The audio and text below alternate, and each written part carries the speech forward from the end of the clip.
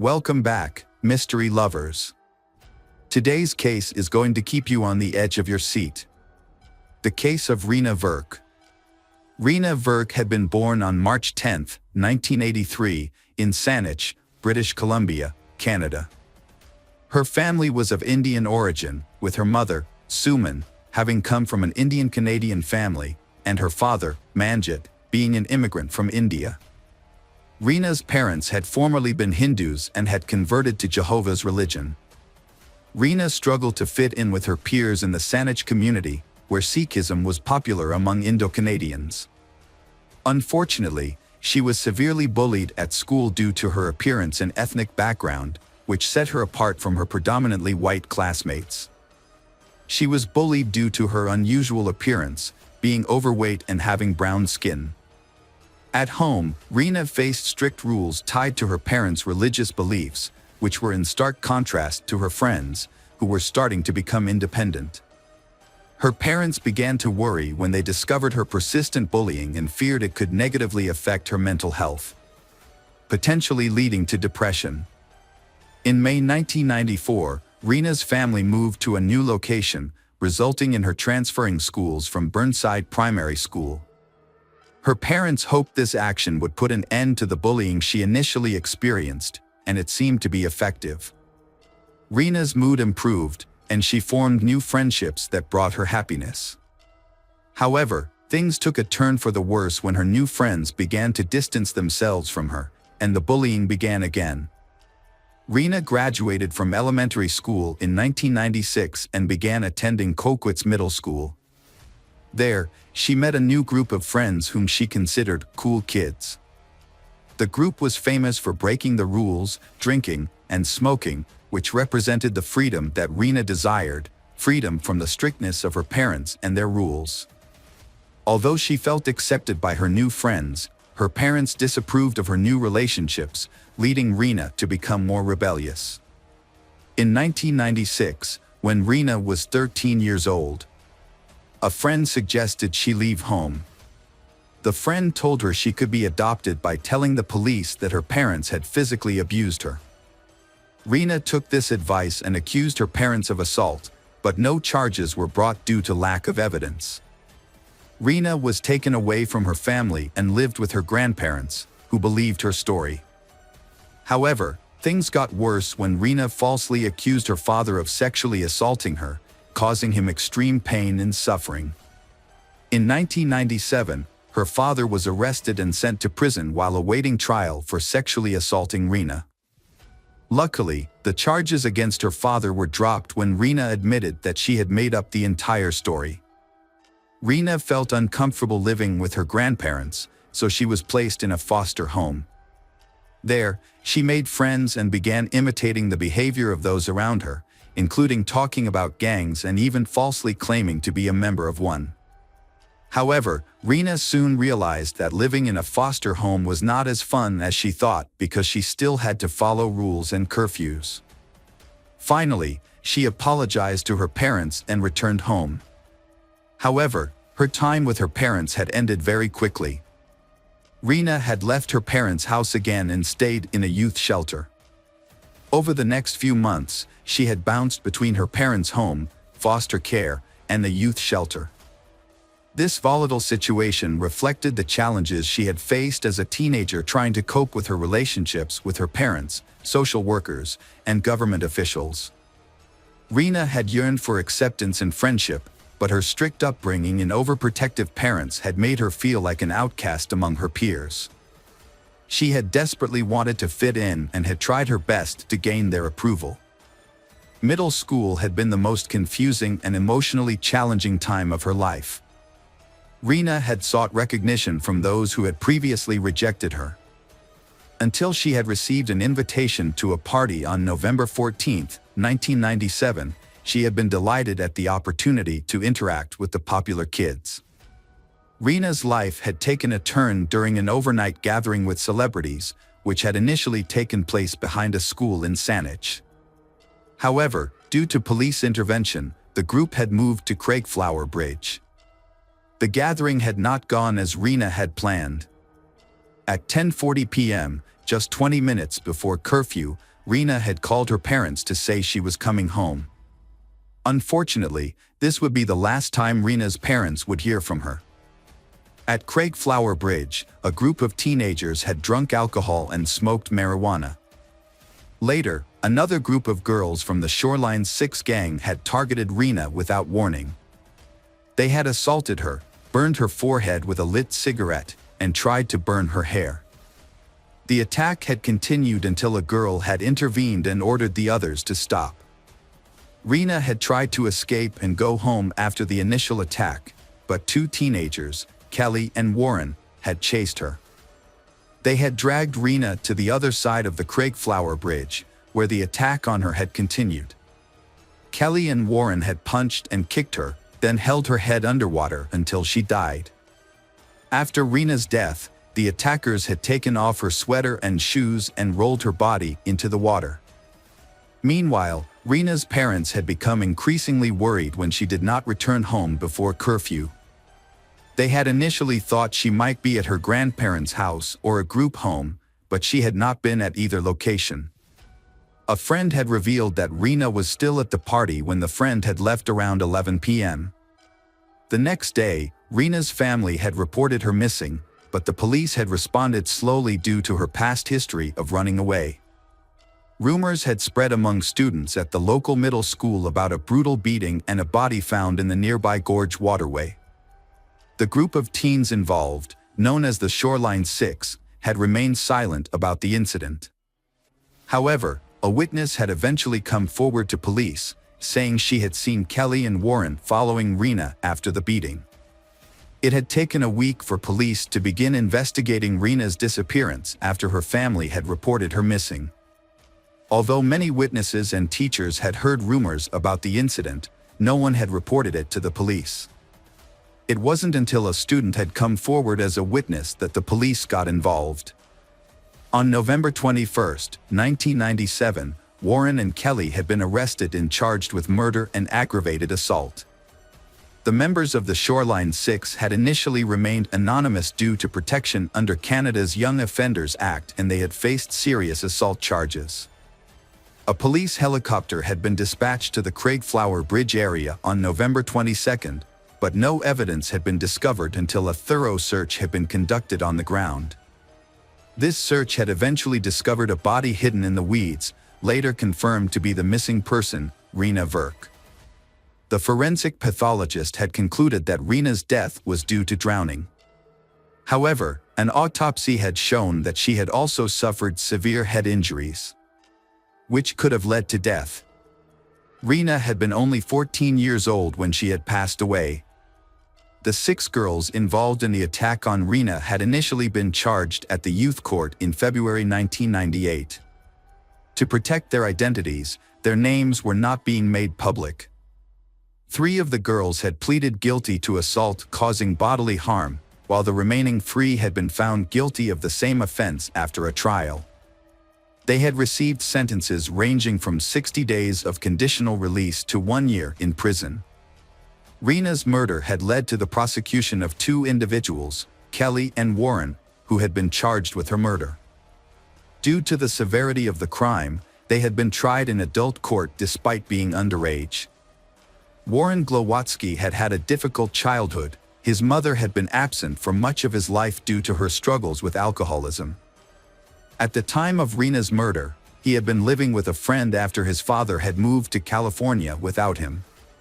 Warren's trial had begun in April 1999, and he had been convicted of second-degree murder in June of the same year. As a result, he had received a life sentence. Warren had been eligible for parole after serving 7 years in prison because he had been a juvenile when the crime had occurred. During his time in prison, Warren had done things that could have had a positive impact on his decision to be paroled. This process had included measures such as meeting with Rena's family. In July 2006, Warren had been paroled from prison unescorted, and he had been finally fully released in June 2010. Rena's family had not opposed Warren's request for parole because they had believed he had shown genuine remorse for his actions. In contrast, Kelly Ard had come from a more stable family, one that had always supported her throughout the trial. She had been 15 years old when Rena had been murdered. Although her lawyer had requested that her case be heard in youth court, the Supreme Court of Canada had denied the request due to the violent nature of the crime and Kelly's apparent lack of remorse. Kelly had initially been convicted of second-degree murder in March 2000, but her conviction had been overturned in January 2003 due to an unfair trial. Pending appeal, Kelly had been released on bail after serving 18 months of her life sentence. However, during this time, she had been charged with assault causing bodily harm for attacking a 58-year-old woman in a Vancouver park. As a result, her bail had been revoked and she had been sent back to prison. In March 2004, Kelly had faced a new trial. Witnesses had testified that she had bragged about being responsible for Rena's death. Warren had claimed that he had seen Kelly drown Rena, but Kelly's lawyer had questioned Warren's credibility, pointing out inconsistencies in his initial statements to police and during the trial. Kelly Ard had testified during the trial that she had assaulted Rena to protect her friends because she had believed Rena would harm them. However, she had denied responsibility for Rena's death and instead had pointed to Warren and two other girls as the culprits. Despite the evidence, Kelly had shown no remorse and had offered no clear motive for the planned attack. When asked about her future, Kelly had appeared resigned, admitting that her life had been ruined and that she would likely be convicted. The jury had deliberated for 5 days before deadlocking, leading to a mistrial in July 2004. In February 2005, Kelly's second trial had taken place, with Warren again testifying as a key witness. He had repeated his earlier testimony, saying that he and Kelly had assaulted Rena, leaving her dead in the water. As a result, Kelly had been convicted of second-degree murder on April 12, 2005, and had received a sentence of life in prison without the possibility of parole for 7 years. However, the British Columbia Court of Appeal had later overturned Kelly's conviction in September 2008. The court had ordered a retrial, citing the incorrect jury conviction in the previous trial. The decision had led to a fourth trial, allowing Kelly's case to be reconsidered in court. The Supreme Court of Canada had upheld Kelly's conviction for second-degree murder in June 2009, ending lengthy court proceedings. Years later, in 2017, Kelly was granted day parole, and in 2019, she received additional privileges, including overnight leave and extended day parole. The Parole Board of Canada's decision to continue her parole in July 2020 had attracted significant media attention. Kelly, who had initially received a life sentence, rebuilt her life on parole. She changed her name to Carrie Sim, got married, and had 2 children. She complied with the conditions of her parole, which included abstaining from the use of stimulants and avoiding contact with Rena's family.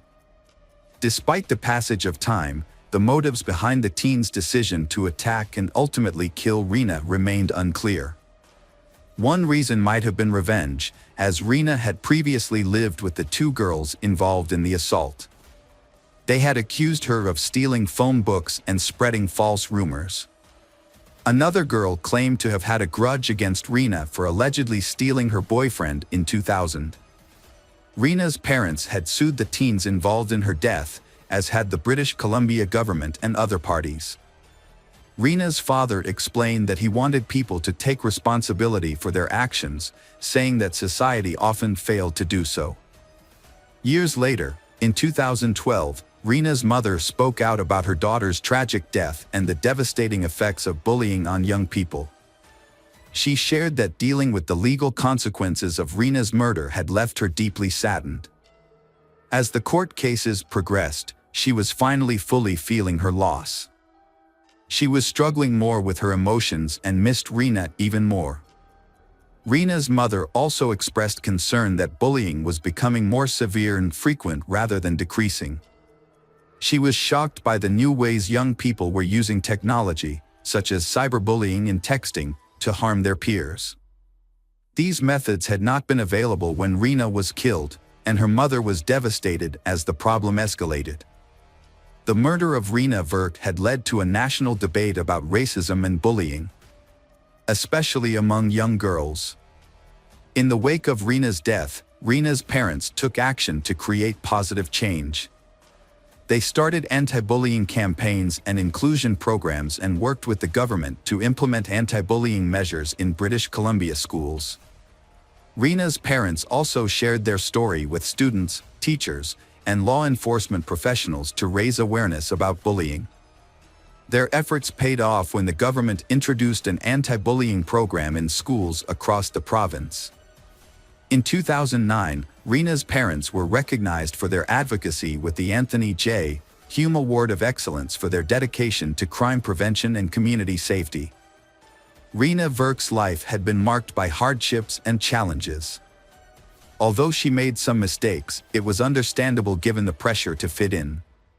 Despite Rena's mistakes and the false accusations against her family, her parents continued to love and support Rena unconditionally. Hello friends, welcome to our channel. Today we're going to take a look at another horrible case with you, the case of Brianna Marie Schneller. Brianna Marie Schneller was an 18-year-old with a vibrant personality who loved Mexican food, music, dancing, and roller coasters. She was an exceptional student, and ranking as the top student at Everest High School in Washington, according to her parents, Craig and Lori Schneller. Brianna had a promising future ahead, with a trip to Tennessee planned for the summer and a notable achievement as the only student in Wisconsin to qualify for a national competition in professional and technical fields. Brianna's passion was to pursue a career in restaurant management and eventually start her own business in the food service industry. To gain experience and skills, she worked part-time at El Mezcal restaurant in Rib Mountain.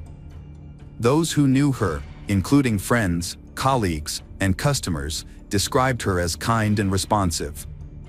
Brianna's life was on the verge of two major events: her graduation and her wedding to her 22-year-old fiancé, Sebastian Ramirez. Brianna's parents initially disapproved of her relationship with Sebastian due to their age difference and concerns that she was growing up too quickly. However, after getting to know Sebastian better, they began to trust him and saw that he genuinely loved Brianna and had serious plans for their future together. They eventually moved in together, sharing an apartment on 12th Avenue in WoW with Sebastian's 19-year-old younger brother, Hugo. To outsiders, it seemed like the three of them got along well and lived harmoniously, burning the envy of many for their close friendship. Sebastian and Hugo supported Brianna's interests and also worked with her at a local restaurant called El Tequila Salsa. It's likely that this is where Sebastian and Brianna first met. Despite their seemingly perfect life, tragedy struck on May 2, 2009. The day began like any other, with Sebastian waking up early and trying not to disturb Brianna, who was still sleeping peacefully beside him. It was a day off from school, and she had no reason to wake up early. Brianna woke up while her boyfriend was in the shower. They exchanged affectionate greetings and discussed their plans for the day. Meanwhile, Sebastian tried to rouse Hugo, who had returned home early that morning after a late-night party. Hugo was clearly hungover. After Sebastian left for work, which was just a short walk away, his younger brother followed suit. Brianna was left alone in the apartment. Later, Hugo was feeling unwell. His hangover was severe, and he was struggling to concentrate. He decided to take an early lunch break and headed home to rest. When he arrived at the apartment, everything seemed normal at first. However, as he entered his brother's room, he noticed that it was in disarray. Brianna was lying on the floor, unresponsive. Hugo rushed to her side and asked what was wrong, but she didn't answer. At first, he didn't notice the blood. Hugo discovered a horrific scene when he removed a towel covering a woman's face. Her severe injuries had left Hugo almost unrecognizable, and he was utterly shocked and overcome with grief at the sight of her. Despite his distress, He knew he had to act quickly and ran to his neighbor's apartment on the floor below for help. The neighbor, a woman, called emergency services at 1:30 p.m., who was too distraught to speak clearly. The emergency operator received the call and was told that she was the girlfriend of Sebastian. She was lying on the floor, severely injured with cuts all over her body and a badly disfigured face. The operator was informed that she showed no signs of life. Police and paramedics rushed to the apartment building after receiving a call. When they arrived, they found a crowded parking lot, but one person stood out, Hugo Ramirez. He approached the officers and led them to the apartment where the incident occurred. Inside, they found a disturbing scene. Brianna's body was severely injured, with deep stab wounds on her chest, neck, and wrist. Hugo was visibly shaken and could barely speak as he led officers to the apartment. He simply pointed to Brianna's body, and the officers took note of the scene. The officers asked Hugo to leave the room so that forensic specialists could begin their examination. The specialists observed that the blood on the floor had already started to dry, suggesting that Brianna's body had been there for some time. It was clear that she had tried to defend herself, as evidenced by the defensive cuts on her arms. However, the attacker had overpowered her, leaving behind a crime scene with a significant amount of evidence. The forensic team found several key pieces of evidence, including a bloody iron on the floor, which appeared to have been used to strike Brianna's face. The iron was broken, with pieces scattered nearby. 2 knives were found in the bathroom sink, one of which was missing its sharp tip. Blood was also found on the soap, suggesting that the attacker had washed their hands after the crime. However, the most notable piece of evidence was a bloodied shoe print on the carpet, which drew the investigators' attention. The investigation of the house uncovered many new details.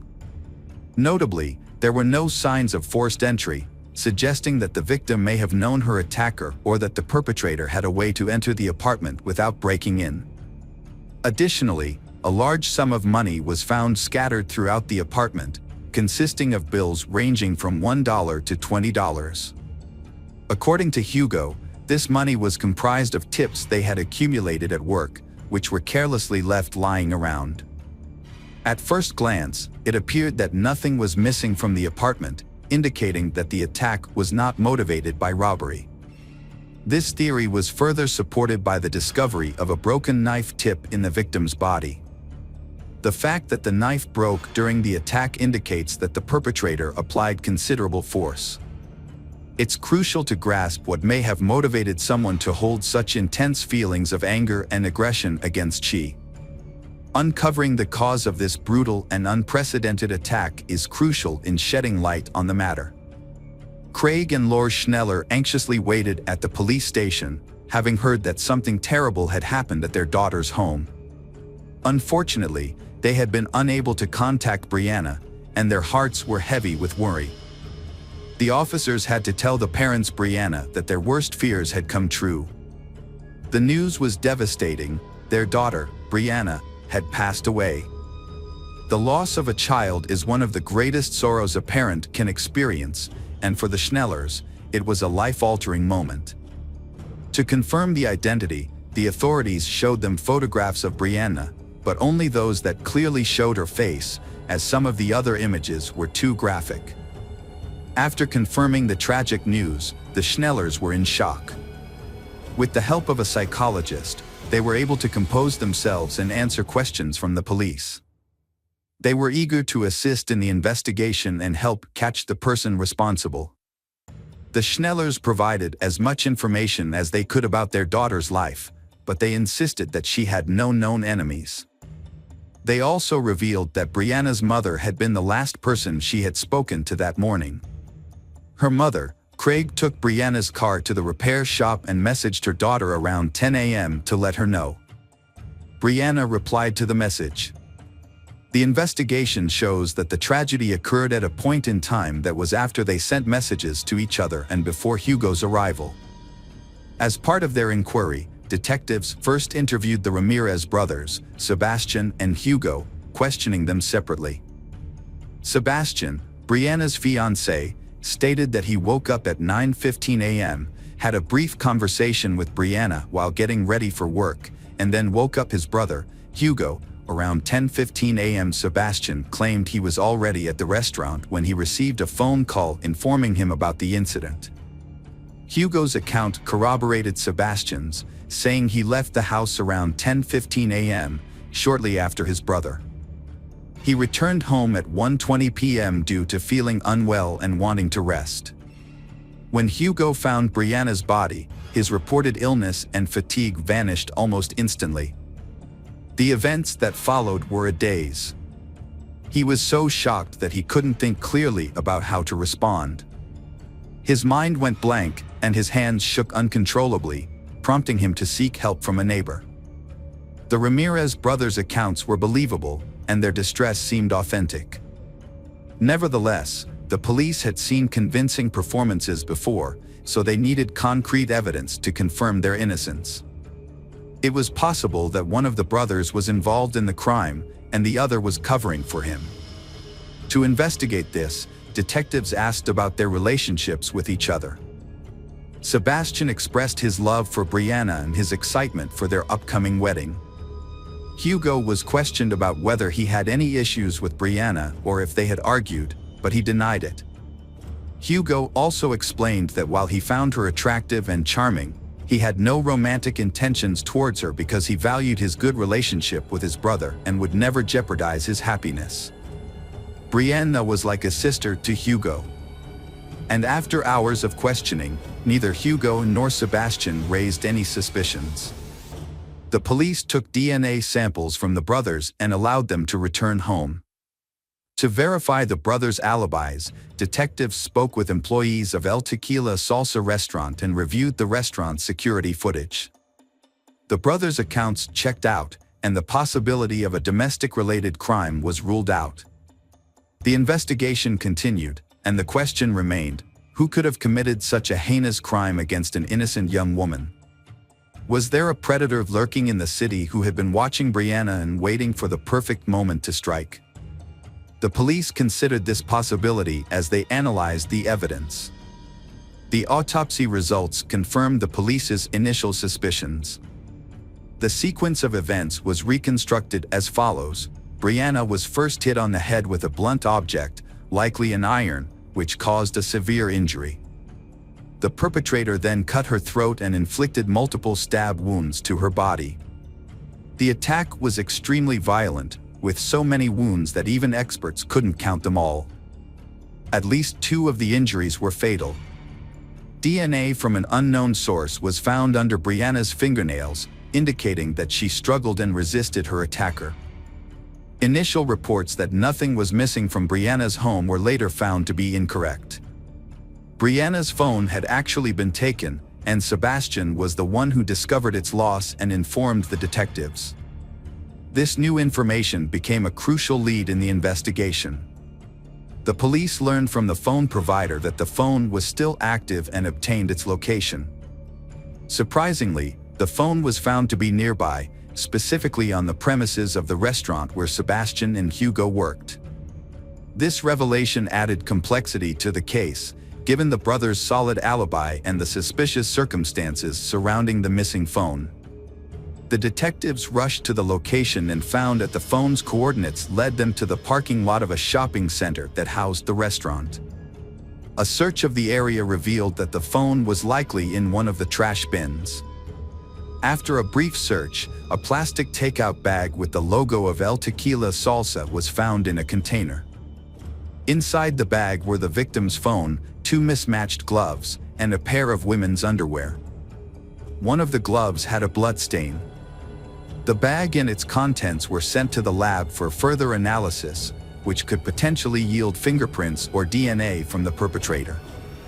After seeing a photo of the bag's contents, Sebastian identified his girlfriend's underwear. The police then questioned the restaurant staff multiple times. On May 5th, they asked everyone to provide a DNA sample and checked for any scratches or injuries. They also carefully reviewed all the surveillance footage, both inside and outside the building in nearby businesses. The police had a challenging task to figure out who had thrown away the bag. A kitchen worker initially caught the investigators' attention because he arrived late to work after Brianna had already been found lifeless. However, he had a solid alibi. He had been pulled over for speeding on his way to the restaurant. Reviewing the security footage was crucial to the investigation, which led them to another suspect, Raul Ponce Rocha, the 24-year-old kitchen manager. On the day of the crime, Raul left the building at 10:18 a.m. wearing a brown hoodie and returned 35 minutes later, at 10:53 a.m., without it. When questioned, Raul explained that he had gone to pick up his friend Luciano, a dishwasher at the restaurant, who lived in the same building as Brianna and her colleagues. Raul claimed the trip took about 20 minutes, but there was a 15-minute gap in his timeline that he refused to explain. Luciano corroborated Raul's story, stating they drove straight to work without stopping. Nevertheless, the detectives remained skeptical about the unaccounted 15 minutes and Raul's suspicious behavior. Raul Ponce Rocha, the manager of El Tequila Salsa, had raised suspicions due to the cuts on his hands, which he claimed were from working with knives. However, there was not enough evidence to detain him at that point. Further investigation revealed that on May 2nd at 1:16 p.m., a single employee had exited the back door of the restaurant, and at the same time, only one person had approached the trash bins. This led to the quick identification of the suspect, who was surprisingly Raul Ponce Rocha, not Sebastian or Hugo Ramirez as initially suspected. A search warrant was obtained for Raul's home, and the search uncovered some peculiar items. Under his mattress, investigators found 4 pairs of women's underwear, several adult videos, a brown hoodie, and a glove similar to the one found in the trash bin. On the same day, Raul's DNA samples were sent for comparison with those found on the plastic bag, and a strand of female hair found on his clothing was also analyzed. All the evidence pointed to Brianna. It was only a matter of time before the test results confirmed the match. Raul was eventually arrested on suspicion of first-degree murder. Sebastian was stunned when he learned that a suspect had been identified in the brutal crime. He had trouble believing that his co-worker, Raul Ponce Rocha, could be capable of such a heinous act. What motivated Raul to commit this crime, especially since he barely knew Brianna? Sebastian's impression of Raul was that he was a friendly and harmless person. The mystery began to unravel in 2011 when Raul stood trial. Despite a lengthy investigation, Raul consistently denied any involvement in the crime and never admitted guilt. However, the prosecution presented strong evidence that contradicted his claims. Raul's DNA was found on several key pieces of evidence, including the iron, knives, a plastic bag, and its contents, as well as under Brianna's fingernails. A shoe print at the crime scene also matched Raul's shoes. The evidence pieced together the events of May 2, 2009. On his way to work that day, Raul passed by Brianna's house, a place that had long fascinated him. Assuming she was out, since her car was not in the driveway, he took advantage of the opportunity to break into her apartment and take what he wanted. Raul had a disturbing habit of collecting women's underwear, with evidence found hidden under his mattress. On the day of the incident, Raul left work, supposedly to pick up his friend Luciano, but instead entered Brianna's apartment without warning. He easily gained entry, suggesting he may have had a key, and went directly to Brianna's room, where he began rummaging through her belongings. When Brianna confronted him, Raul was likely caught off guard and feared being recognized. Panicked, he grabbed the nearest object, an iron, and used it to strike her. He then escalated the violence by slashing her throat with a knife and inflicting multiple other injuries. The investigation found that the killer appeared to take pleasure in the brutal act, as evidenced by the numerous and excessive wounds inflicted on the victim. The attacker also used multiple knives during the assault. After committing the crime, Raul attempted to cover his tracks by washing his hands and removing his jacket, which was likely stained with blood. He then calmly returned to work, pretending nothing had happened, and drove Luciano to the restaurant as planned. Raul took advantage of the lunch break to dispose of the evidence bag in a trash bin, which was captured on the kitchen's video recordings. Before the trial, Raul admitted to meeting with Brianna but claimed he didn't kill her. However, he suspected someone else might have and named a former restaurant employee. Raul stated that he saw this acquaintance, Sergio, at Brianna's house on the day she died. This confirmed that Raul had indeed entered the Ramirez apartment. However, when Raul left, Sergio stayed behind and had an argument with Brianna. Raul's statement raised more questions and led to further investigations. The authorities verified the information and managed to contact Sergio, who was abroad at the time. Sergio appeared at the trial and testified that he was not involved in Brianna's death. He proved that he was not in the country on the day of the crime, as he had left weeks earlier to care for his ill father in Mexico. It became clear that Raul had hoped to falsely accuse Sergio and create doubt among the jurors. However, his plan failed, and Raul's actions showed that he had no qualms about accusing an innocent person of a heinous crime, and he felt no remorse for his actions. The trial of Raul Ponce Rocha drew a large crowd, including Brianna's family members and her friends Sebastian and Hugo. The young men struggled to keep their emotions in check, prompting officers to intervene multiple times to restore calm. In the end, Raul was found guilty of murdering Brianna Schneller and burglary, and was sentenced to life in prison without the possibility of parole. He is currently serving his sentence at a correctional facility in Wisconsin. After the verdict, Brianna's father expressed his gratitude that justice had been served. He shared that he still keeps a Father's Day card Brianna gave him and cherishes every memory of her. Hello friends, welcome to our channel. Today we're going to take a look at another horrible case with you. The case of Leslie Palacio. The next major breakthrough came when Eric's car was spotted in Moreno Valley, California. Police eventually contacted Eric's cousin, who reported that he had driven Jose and his son to San Pedro, where they planned to cross the border into Mexico. The Las Vegas Police Department requested assistance from the FBI because they could not resolve the jurisdictional issue on their own. The investigation slowed down in January 2021, but for months after the discovery of the girl's remains, Eric's father, Jose, turned himself in at the border, and everyone was greatly relieved that at least one fugitive was now in custody. The man was quickly extradited back to Clark County and charged with destruction of evidence and accessory to murder. During interrogations, Jose tried to minimize his involvement in the crime, explaining the story of the trip to Mexico by his son's strange behavior on the morning of August 29th. However, investigators showed surveillance video footage that debunked his false claims, clearly showing him helping carry Leslie's body out of the house and washing the driveway. Faced with the evidence, Jose changed his testimony. He said he was working in the garage when Eric brought Leslie's body, wrapped in a sheet, into the garage. According to Jose, he panicked and helped his son load the body into the truck, assuming that Leslie had died of an overdose of illegal drugs because he saw no visible injuries on the body. Court documents indicate that Jose initially told police that, according to Eric, Leslie died of an overdose of illegal drugs. Jose also explained that Eric immediately talked about wanting to end his life, and he decided that the best thing to do for his son was to take him to Mexico.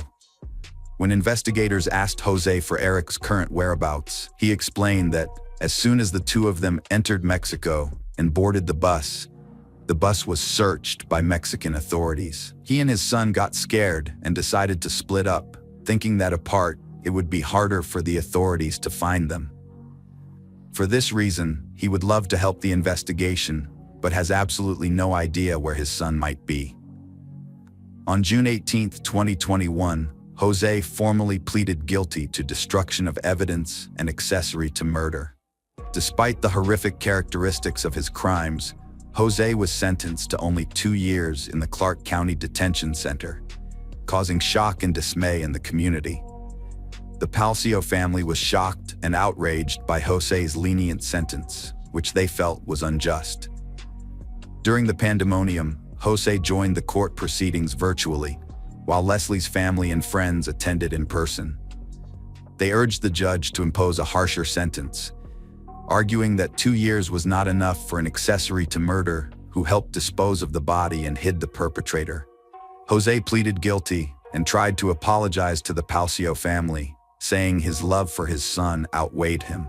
He expressed regret for his actions, but the Palcio family did not accept his apology and did not consider it since, to date, Eric's whereabouts remain unknown and he continues to live a free life in Mexico.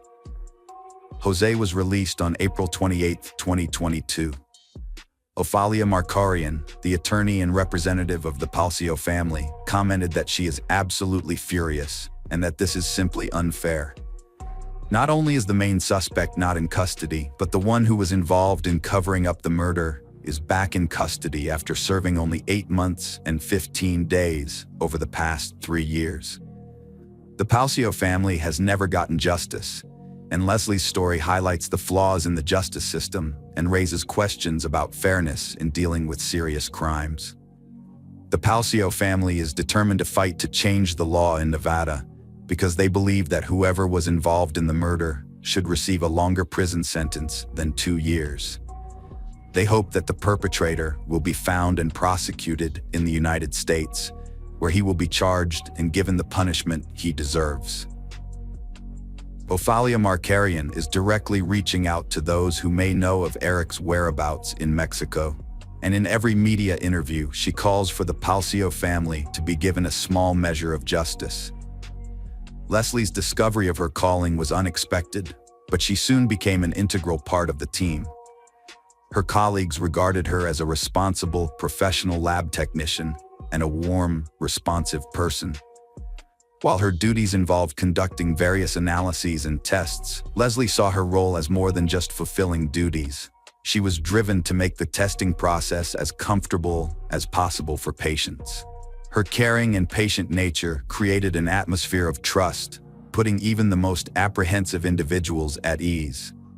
When a young nurse asked if Leslie was afraid of getting her hands pierced all the time, she replied with a laugh that she now had a super ability to poke people. Her optimistic vitality was evident in every action.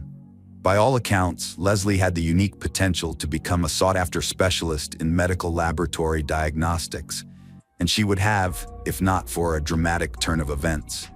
Since childhood, Leslie had been accustomed to helping and caring for others. As the second of 5 daughters, she took on a maternal role when her mother, Rosalia Palacio, worked as a hotel cleaner. Rosalia remembered Leslie kicking her out of the kitchen when she tried to cook dinner after cleaning over 15 hotel rooms in a shift, gently urging her to rest. Leslie took it upon herself to prepare dinners, finding cooking to be a source of inspiration. From then on, she made sure her family members were well fed, even when she was away, calling home to ensure everyone had eaten. For Leslie, family was her top priority, and she easily inspired her sisters with her energy and ideas. Even during the pandemic, Leslie didn't let her love of sports fade away. She organized workouts in her backyard and taught her mom various exercises. She also danced daily in front of the mirror with her sister to music. Leslie's passion for experimenting with hair colors and image inspired her to create a joint business plan with her older sister to open a boutique. They started designing and sewing dresses at home in their own unique style. When Rosalia got laid off due to downsizing during the pandemic, Leslie suggested that her mom start her own small cleaning company. She promised to help her mom with cleaning services in her free time from work and school. At a family council, Leslie reassured her mom, "We'll be fine soon, you'll see." They came up with a name for the company, Palacio Cleaning Service. Leslie's dreams were finally taking shape as their family firm landed its first contract. But on August 29, 2020, all their plans and dreams came to a halt. By the end of August 2020, Leslie had completed the lab assistant program, and the family firm received a large order. Feeling stressed and worried, Leslie decided it was time to take a break and enjoy an evening of dancing and fun. With pandemic restrictions slowly lifting and Las Vegas coming alive, she felt it was the perfect time to unwind. Leslie's friends refused to accompany her, even though people were gradually overcoming their fears and returning to their normal routines. They were still uneasy about being in crowded, enclosed spaces. Despite this, Leslie remained hopeful of finding someone to share a fun evening with, so she posted on Instagram about her desire to do something unexpected. To her surprise, Eric Rangel Ibarra responded to her post. Leslie and Eric's families had attended the same church for 14 years and occasionally socialized, making them childhood acquaintances, though they had never been close. Leslie was aware of Eric's interests and had received friendly texts from him in the past, but she had never reciprocated his attention. She had always been polite to him, though. Ordinarily, Leslie would have turned down Eric's offer to keep her company, but this time, she was eager to break the monotony of her daily life with a fun evening, so she decided to accept his proposal. Leslie's friends were busy, so she took Eric up on his offer to share Las Vegas nightlife stories. Despite some unease, she decided going out with Eric was better than staying solo. Leslie regularly checked in with her sister, detailing her whereabouts and activities. When she mentioned Eric wasn't drinking, Kayla joked about healthy living. Eric and Leslie's first destination was the casino at the Longhorn Hotel. They arrived at 1:31 a.m. on August 29th in Eric's white Ford F-250, as shown by the surveillance footage reviewed by the police later. The couple spent about 25 minutes inside the casino, leaving at 1:56 a.m. After their casino visit, Leslie kept her sister updated on their activities, sending a message at 4:40 a.m. However, Leslie's next message was alarming, saying, "I need to talk to you about something shitty." Her sister inquired about the issue, but Leslie didn't respond. Instead, a text box appeared, indicating that Leslie had started to type a response, but never sent it. Unfortunately, this was the last message Leslie sent during her lifetime. The following morning, Leslie still hadn't returned home, and her family grew increasingly worried as the hours passed. Initially, they assumed Leslie had spent the night at Eric's house, but as time went on, their confusion deepened. Eventually, the family decided to check on Leslie at Eric's house, where they stumbled upon a suspicious scene. Eric's mother and daughter were removing furniture, pretending they had only just learned that Leslie and Eric had been together the previous evening. Fortunately, Leslie's family arrived at Eric's house just in time, preventing a significant delay in the investigation. The police found bloodstains in the house and a messy bedroom, suggesting that Eric's mother and sister had spent the day packing up their belongings, including furniture, instead of cleaning up evidence of a crime. This indicated that they were not going on a short trip, but rather planning a long-term absence, likely to reunite with Eric and his father, Jose, who had fled to Mexico to avoid prosecution. When Mrs. Ibarra met the Palazzo family, she likely realized their chance to escape had passed, and the panicked mother and daughter began denying any knowledge of Leslie's evening with Eric. Their suspicious behavior aroused suspicion that something serious had occurred. Luckily, the Las Vegas police acted quickly, issuing a billing inquiry to track Leslie's movements from the previous night. Although it took time to receive the data, the Palazzo family didn't wait and launched a campaign to spread the word about Leslie's disappearance. The community responded, sharing the information on social media, and surprisingly, many people, including Eric's mom, showed they cared. Detectives continued to question Mrs. Ibarra, seeking more information, and on August 31st, she went to the police station to file a missing persons report for her husband and son.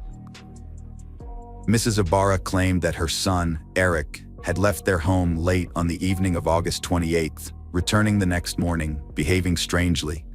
She watched as he walked out the door again, but this time, he never came back. Police probed Leslie's disappearance and that of Eric and his dad.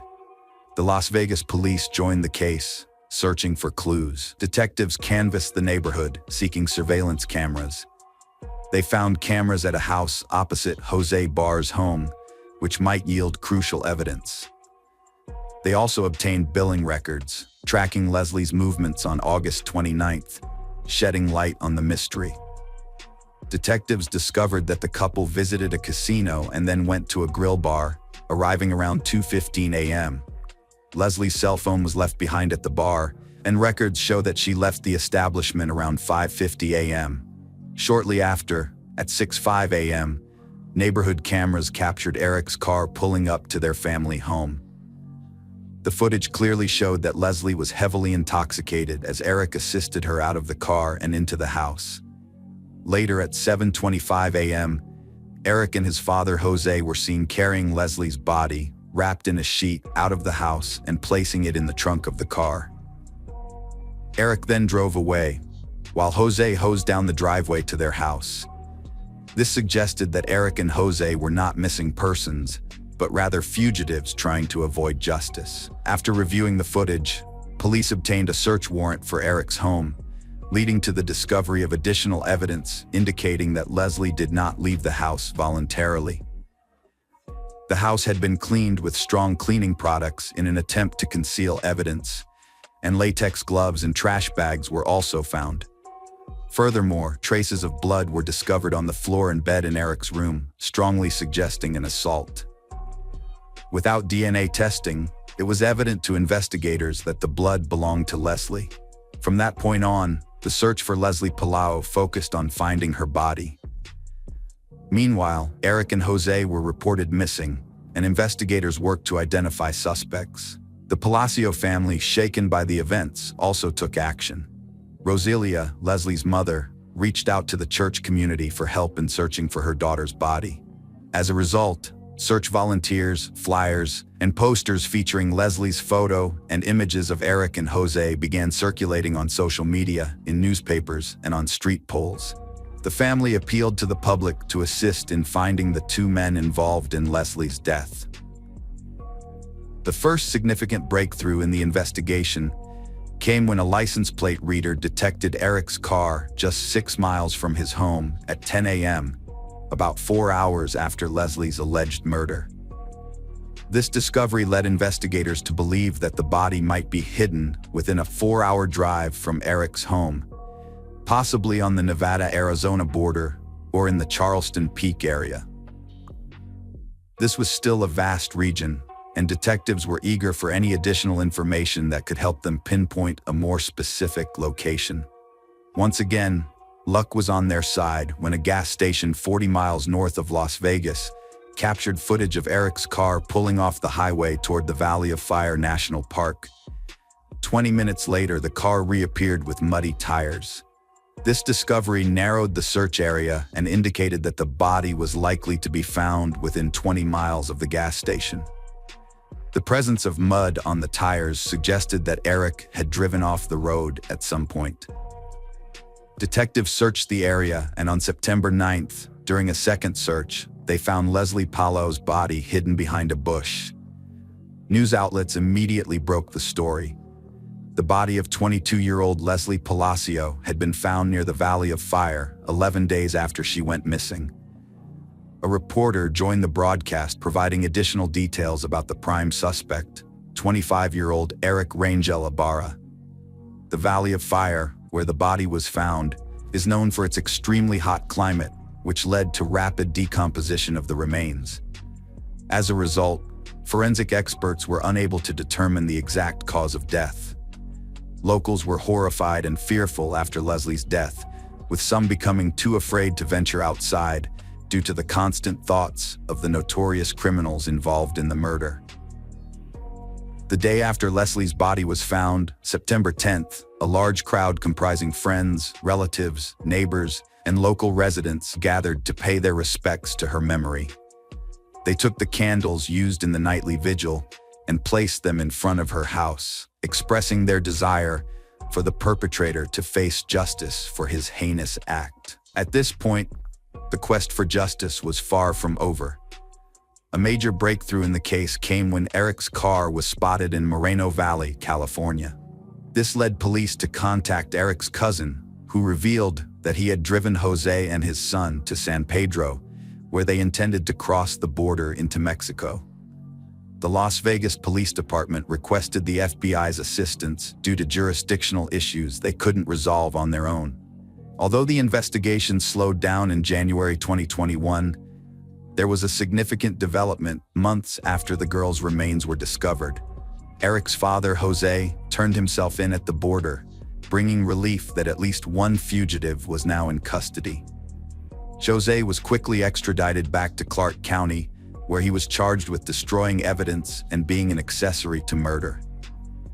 During questioning, Jose attempted to downplay his role in the crime, citing his son's strange behavior on the morning of August 29th as the reason for their trip to Mexico. However, investigators presented surveillance video footage that contradicted his false claims, clearly showing him helping to carry Leslie's body out of the house and washing the driveway. Jose altered his testimony when confronted with the evidence. According to his revised account, he was working in the garage when Eric arrived with Leslie's body, wrapped in a sheet. Jose claimed he panicked and helped his son load the body into the truck, believing Leslie had died from a drug overdose due to the lack of visible injuries. Initially, Jose told police that Eric had stated Leslie died from a drug overdose. Jose also recalled that Eric had suicidal thoughts and, as a concerned father, decided to take him to Mexico. When questioned about Eric's current location, Jose explained that after crossing into Mexico and boarding a bus, they were searched by Mexican authorities. Feeling frightened, they decided to separate, thinking it would be harder for authorities to track them down. As a result, Jose was willing to cooperate with the investigation, but genuinely had no idea where his son was. On June 18, 2021, Jose pleaded guilty to destroying evidence and being an accessory to murder. Despite the heinous nature of his crimes, he was sentenced to just 2 years at the Clark County Detention Center, a decision that shocked and outraged the community. The Palcio family was particularly appalled by the lenient sentence, which they considered unfair. During the sentencing hearing, Jose participated virtually, while Leslie's family and friends attended in person. They implored the judge to impose a harsher sentence, arguing that 2 years was insufficient punishment for an accessory to murder who had helped dispose of the body and conceal the perpetrator. Jose apologized to the Palcio family, stating that his love for his son had outweighed his moral obligations. He expressed remorse for his actions, but the Palcio family rejected his apology, citing that Eric's whereabouts remain unknown to this day, and he continues to live freely in Mexico. Jose was released from detention on April 28, 2022. Ofalia Markarian, the Palcio family's attorney and representative, is outraged over the glaring injustice in the handling of Leslie's murder case. Despite the primary suspect remaining at large, the individual who aided in covering up the crime has been released from custody after serving a mere 8 months and 15 days over the past 3 years. The Palcio family is still awaiting justice, and Leslie's story highlights the flaws in the justice system, sparking concerns about the fairness of handling serious crimes. The family is determined to push for legal reform in Nevada, advocating for those involved in the murder to face longer prison sentences than 2 years. They hope the perpetrator will be found and prosecuted in the United States, where they will receive the punishment they deserve.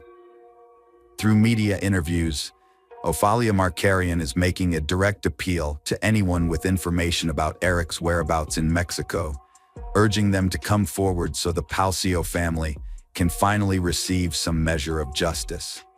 Hello friends, welcome to our channel. Today we're going to take a look at another horrible case with you, the case of the Winkler family. On March 22, 2006, the small town of Selmer, Tennessee was shaken when it received terrible news. 31-year-old Pastor Matthew Winkler was brutally murdered in his own home, and his wife Mary and their 3 daughters, 8-year-old Patricia, 6-year-old Mary Eliza, and 1-year-old Brianna vanished without a trace. That evening, Matthew failed to attend the Church of Christ service with his family, which was out of character for the responsible pastor who always informed others if he needed to miss an event. What's more, none of the family members answered their phone, which added to the growing unease. Concerned community members decided to visit the Winklers' residence to investigate and offer help if needed. When they arrived, the house appeared normal, with no signs of forced entry or anything suspicious.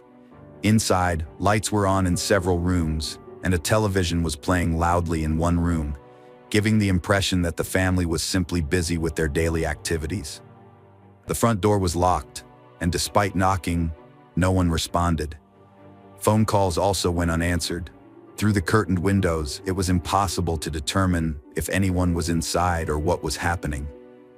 Although the situation was extremely unusual, no one was eager to contact the police. Instead, a community elder was called, and they advised searching for a spare key to let themselves in.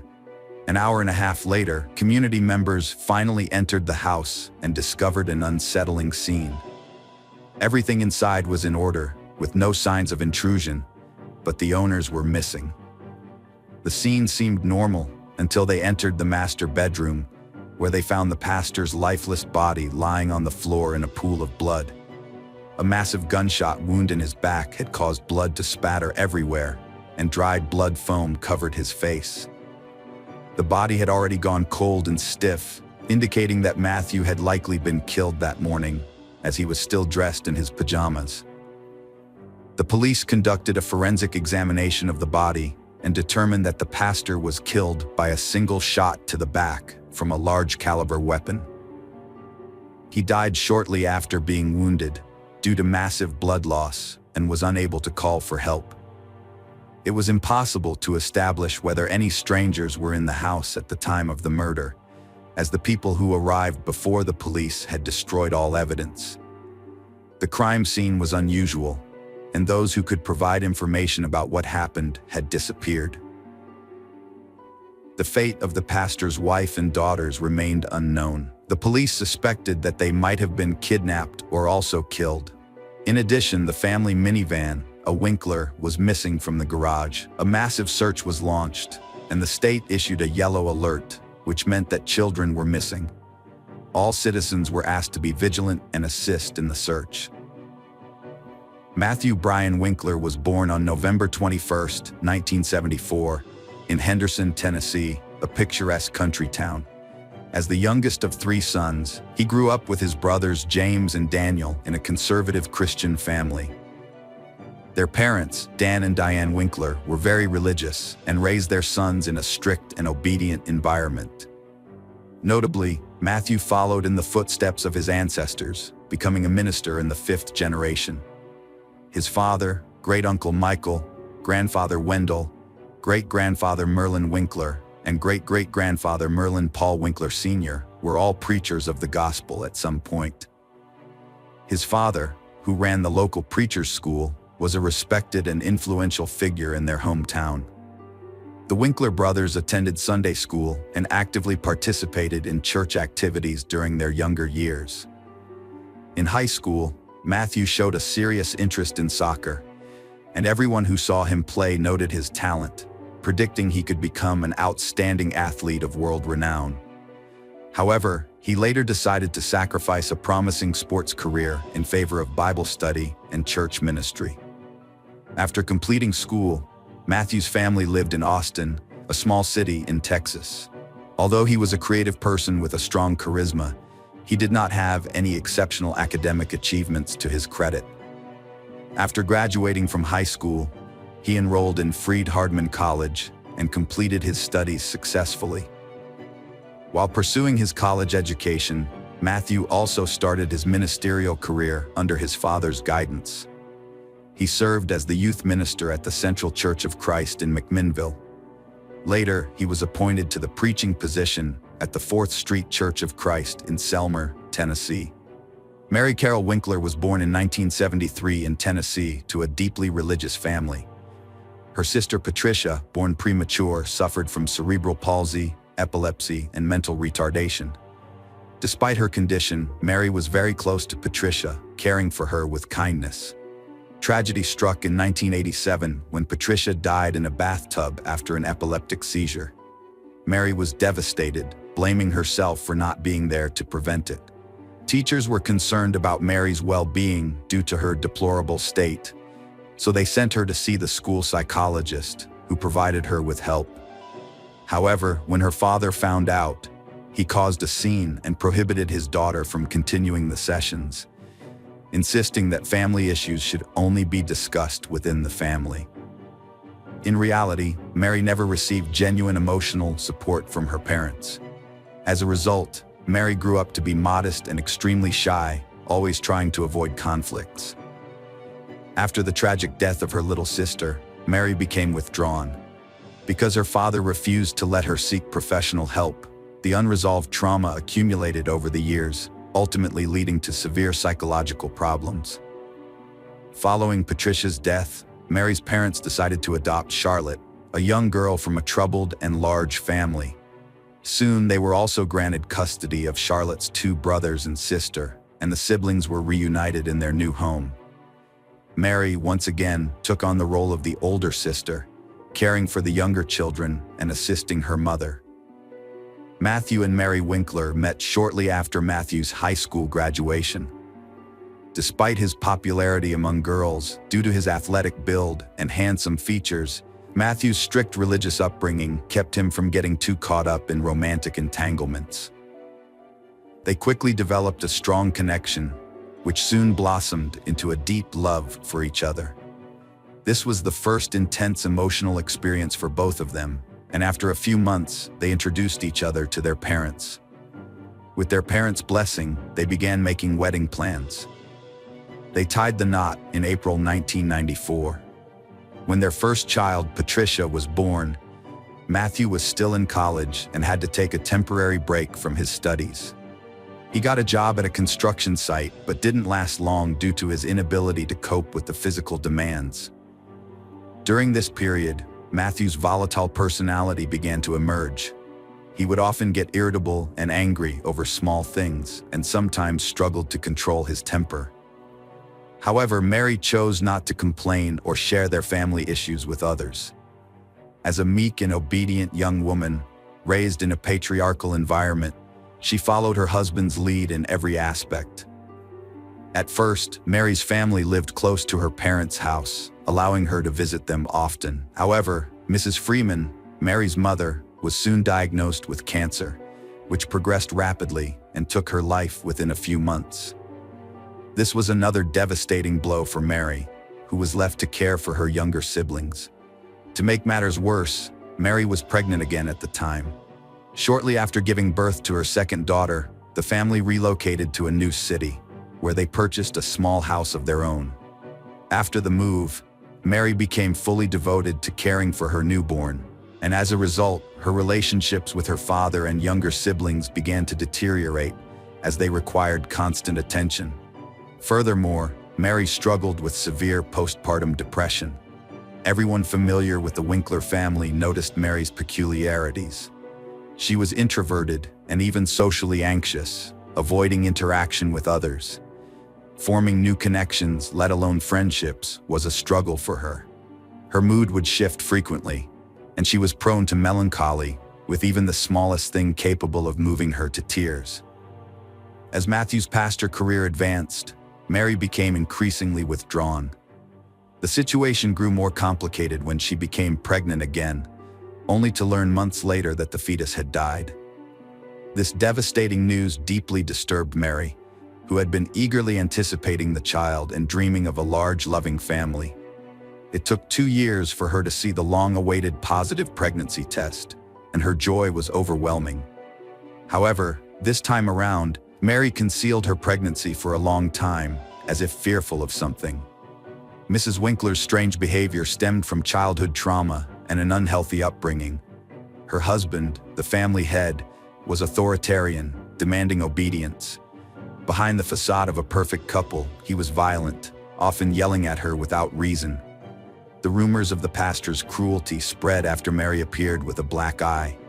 Matthew's urge for role-playing and adult toys clashed with Mary's conservative upbringing. She resisted, enraging him, and he tried to force his desires. After abuse, Mary confided in a friend who betrayed her trust, fueling rumors about the clergyman's behavior.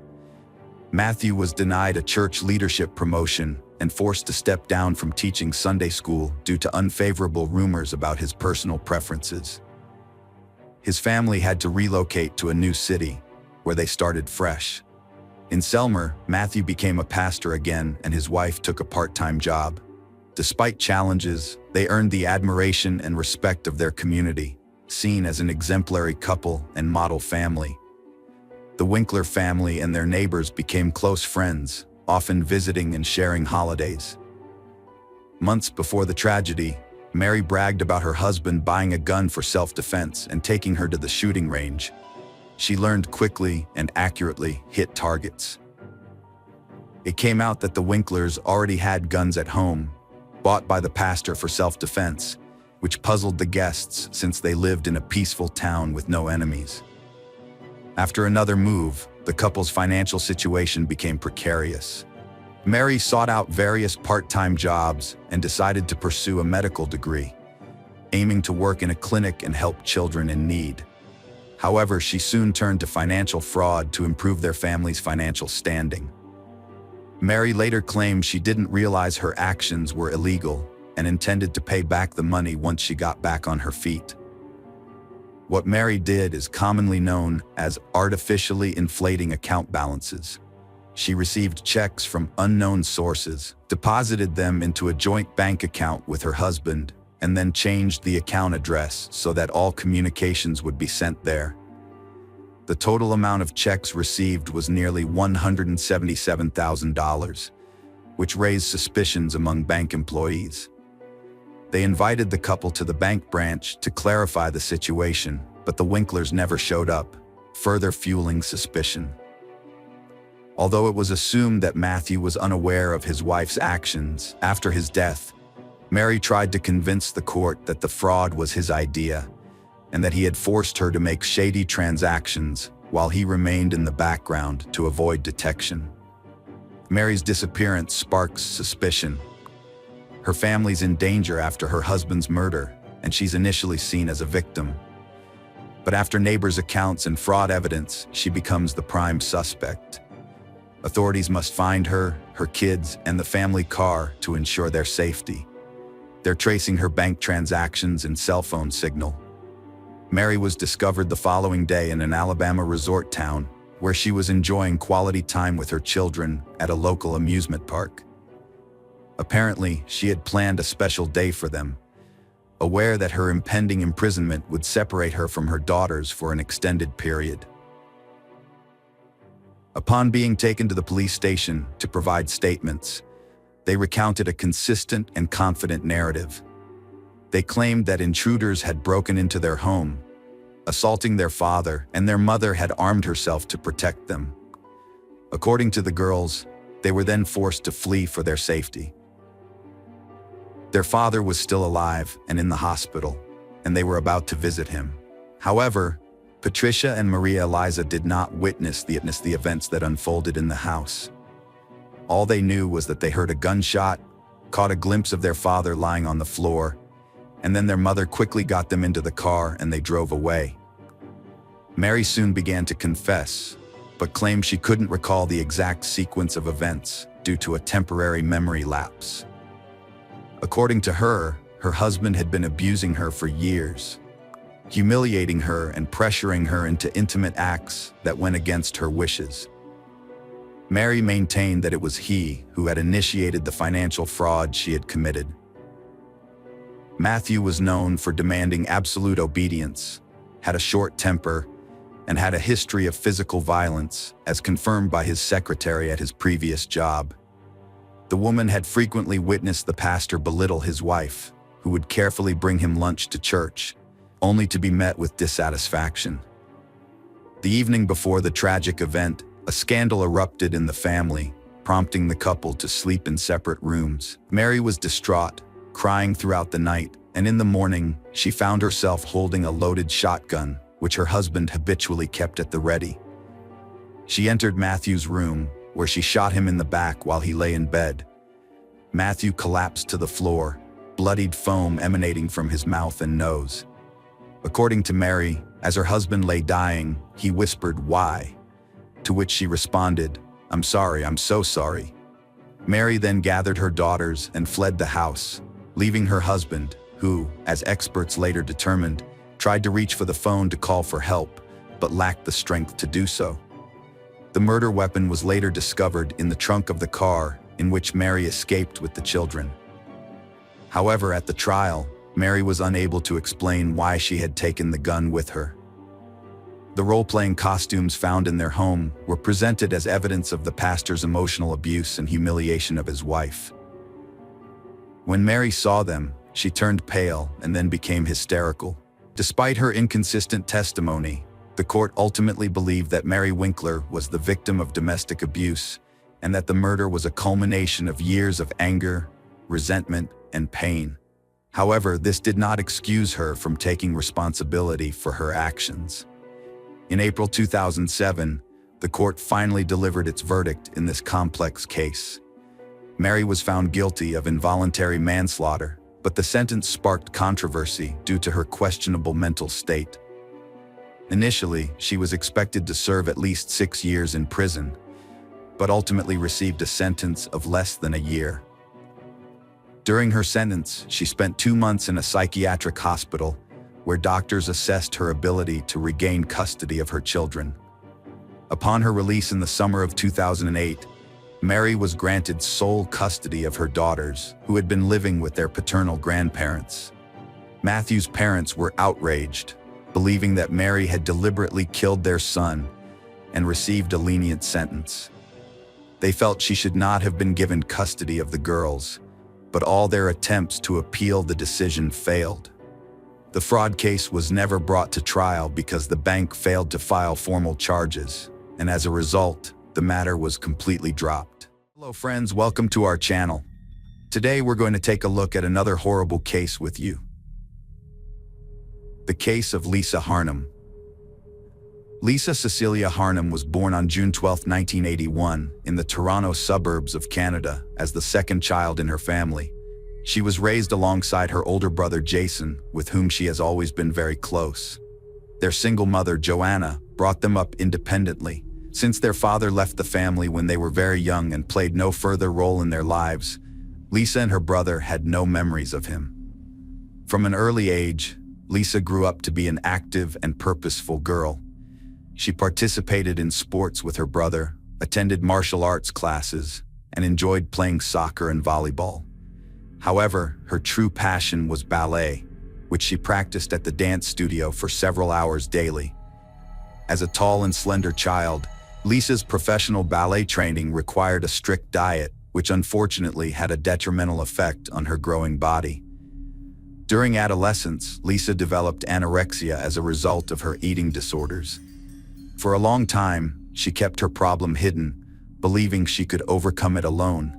However, when her weight dropped to critically low levels, her mother intervened and had Lisa hospitalized for several months to recover and gain weight. After graduating, she pursued dancing classes and decided to enter the beauty industry. Alongside her university studies, she worked as a perfumer at a large cosmetics chain store, and in her free time, studied makeup and hairdressing techniques. When she turned 24, Lisa moved to Australia in 2005, driven by a desire for drastic change. She wanted to escape to a warmer climate and explore the world. On a 1-year work visa, Lisa traveled to another continent. Her mother, Joanna, accompanied her for the first few months to ensure a smooth transition. Once satisfied that her daughter was settled, Joanna returned to Toronto, confident that Lisa could take care of herself. Lisa settled in Sydney, renting a cozy apartment, and soon landed a job at a small local cosmetology company. Once her visa expired, she made the decision to make Australia her permanent home. To achieve this, she first extended her stay for another year, and then began preparing the necessary documents required to obtain Australian citizenship. Lisa faced challenges in her personal life, partly due to her preference for older men, possibly stemming from her absent father figure. In 2006, she started a romance with a coworker nearly twice her age at Sydney Cosmetics. They moved in together, and her family approved. They traveled extensively, but eventually broke up a year after their engagement, with the age difference likely a factor. In 2010, Lisa graduated from the Sydney College of Stylists and landed a job as a hairdresser at a popular beauty salon, where she swiftly earned the respect of her colleagues and the trust of her clients. Around the same time, she started dating a new boyfriend, but their romance was short-lived after Lisa discovered he was married. Refusing to get involved in destroying someone else's family, she ended the relationship promptly. Before that, at a party, her boyfriend had introduced her to his friend, Simon Gitney, a businessman.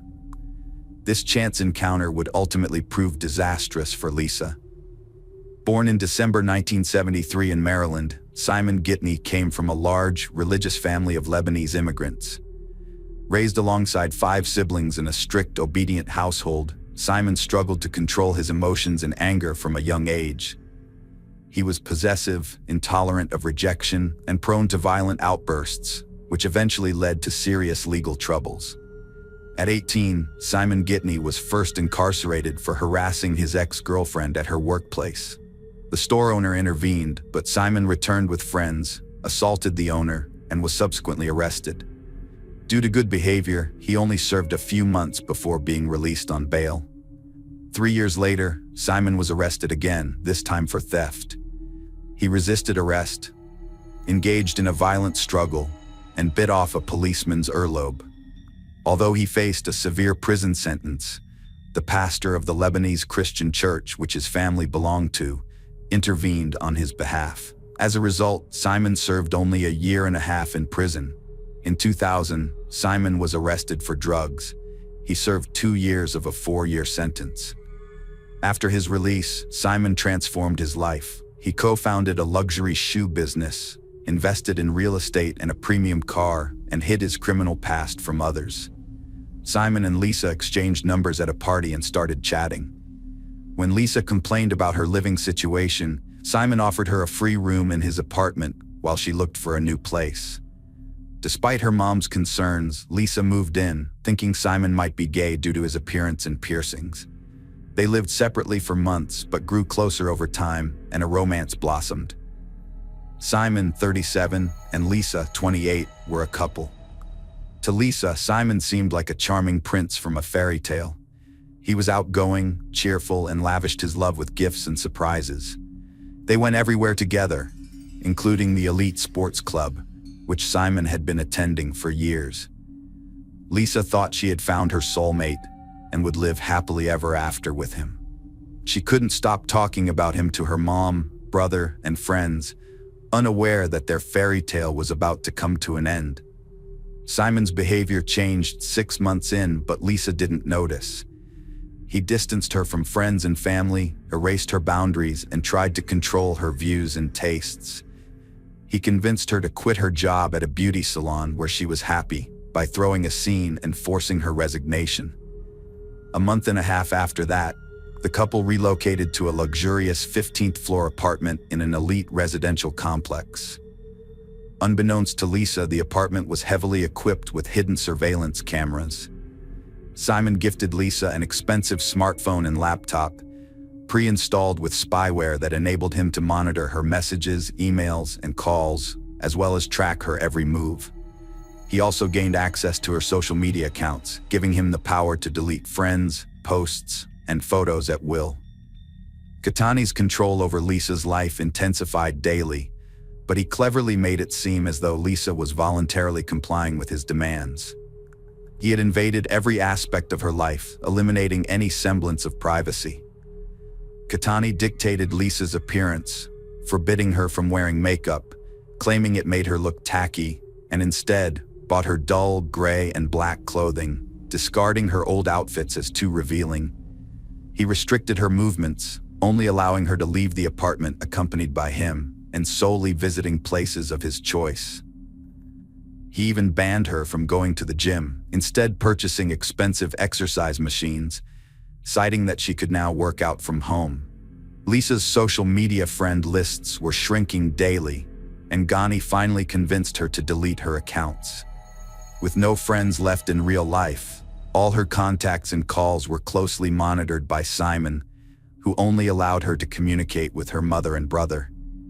During her last visit home in December 2010, Lisa decided to fly to Canada to spend Christmas with her family.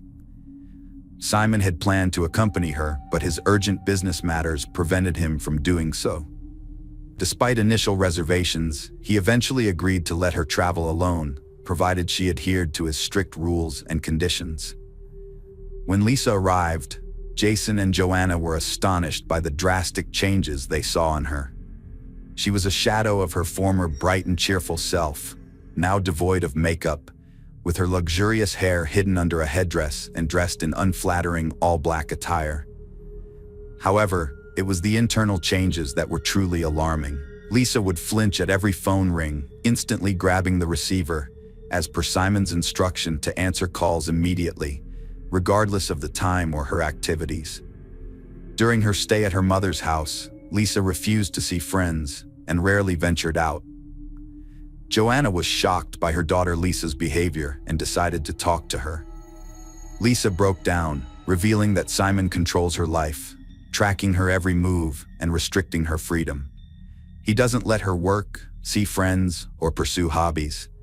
Joanna was horrified, urging Lisa to stay in Canada, but Lisa insisted she loved Simon and believed he'd eventually calm down.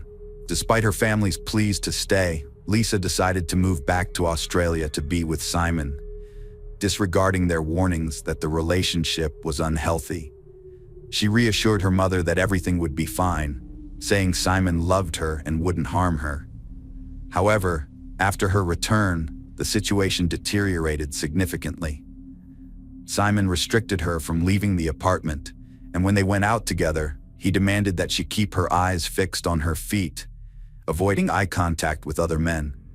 Moreover, he started calling her Cecilia, her second name, as he believed it was more respectable. In the spring of 2011, Lisa started complaining about pain in her leg, an old injury from her youth when she took ballet classes. Instead of taking her to the hospital, Ghani hired a female physical therapist to give Lisa massages 3 times a week at their home. The therapist soon became Lisa's closest friend and confidant, and Lisa openly shared her concerns about her difficult situation with her. On June 12th, Simon organized a birthday party for Lisa at the most expensive restaurant in Sydney, but the guest list only included his relatives and close friends. Lisa wasn't allowed to invite anyone she wanted, making it an isolating celebration. At the end of the evening, Simon proposed to Lisa by putting a ring on her finger. She accepted, but her tears were not of happiness. Instead, they were tears of desperation and hopelessness, noticeable to everyone present. Back home, Lisa called her mother and tearfully shared the news of her engagement. However, her mother, Joanna, was not pleased with the announcement. She tried to convince Lisa to end the relationship and return to Canada as soon as possible. Lisa asked her mother to avoid discussing this over the phone, as she had already realized that her fiancé, Simon, was eavesdropping on their conversations. Lisa attempted to focus on the upcoming wedding and started making plans.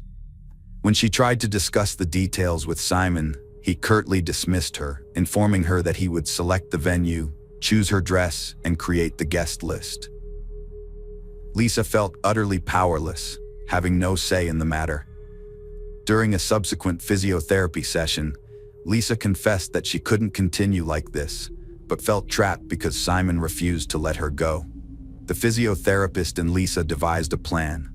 At each session, Lisa would secretly pass some of her belongings to the therapist for safekeeping, all while ensuring Simon remained unaware of her actions. On July 28th, Simon rushed out of the house, leaving his laptop behind, which was unusual for him since he always carried it with him. Lisa seized the opportunity to investigate, and her worst suspicions were confirmed. She discovered a spyware program on the laptop, which Simon had used to obtain all her phone data and recordings of her conversations with her mother.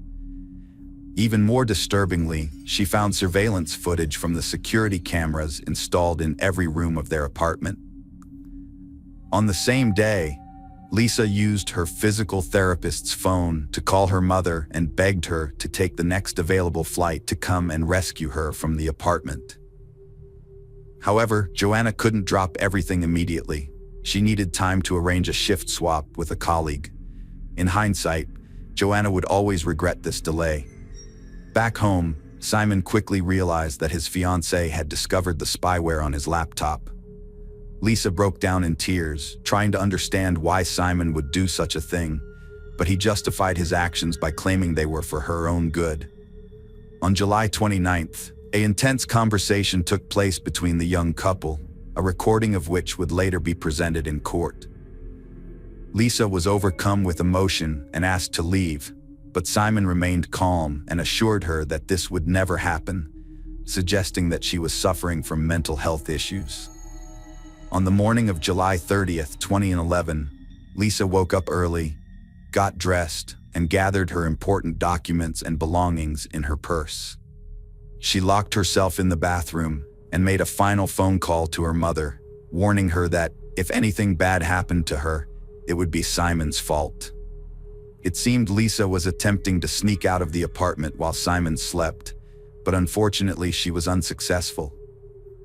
What happened next is unclear, but according to neighbors, they heard a scream in the hallway.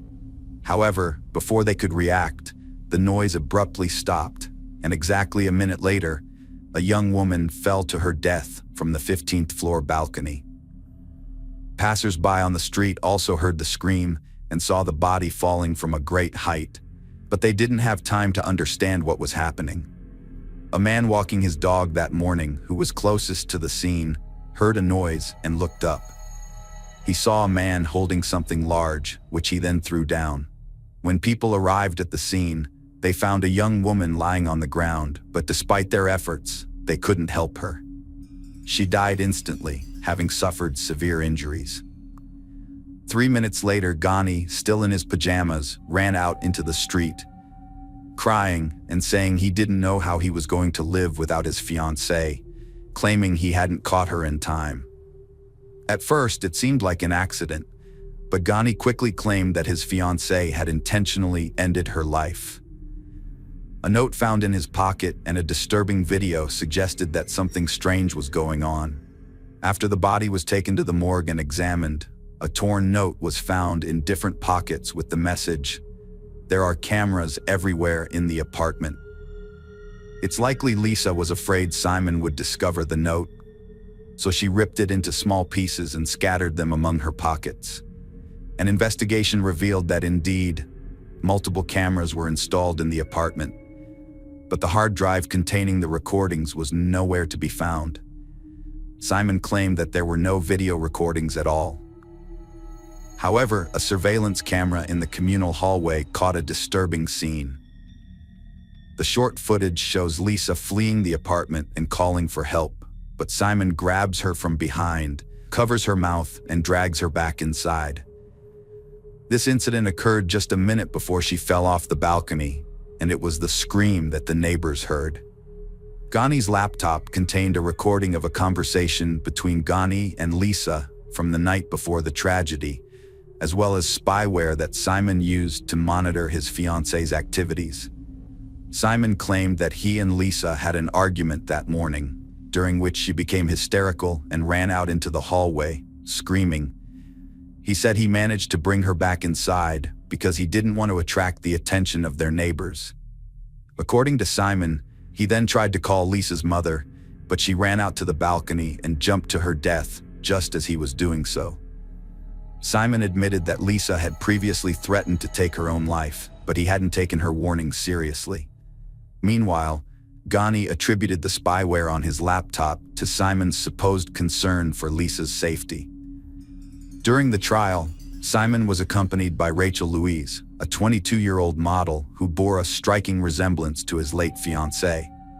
However, it was later alleged that Rachel Louise was only using Simon to gain fame and attention, and that she willingly spoke to the press and appeared on TV to declare that Simon was incapable of harming a woman.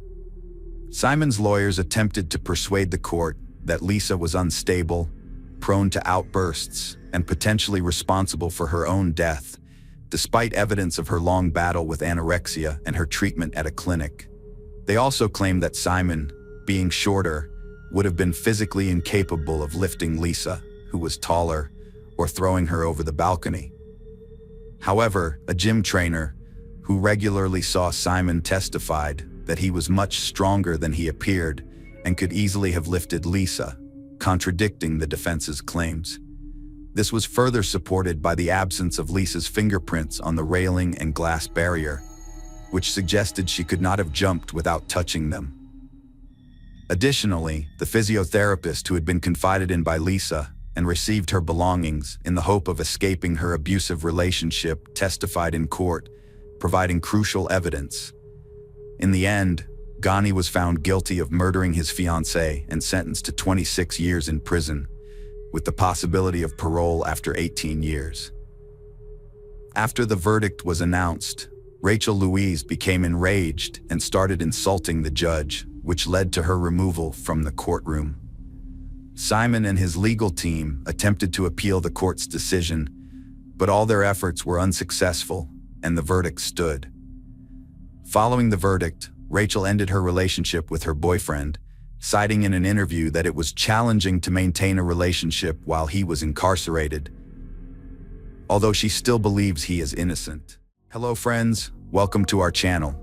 Today we're going to take a look at another horrible case with you, the case of Mackenzie Sharilla.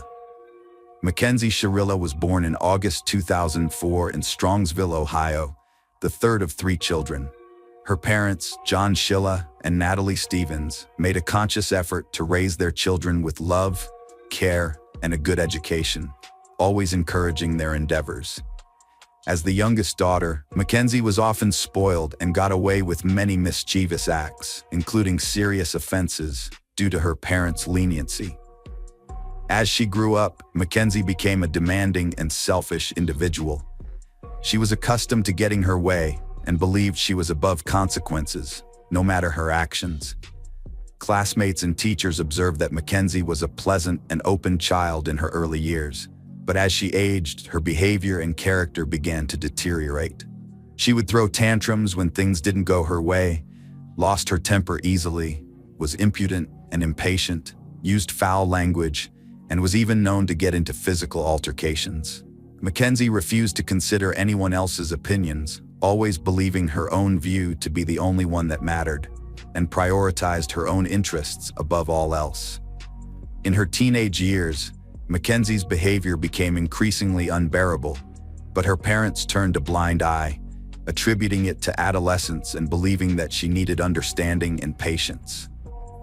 However, her defiant nature was only the tip of the iceberg.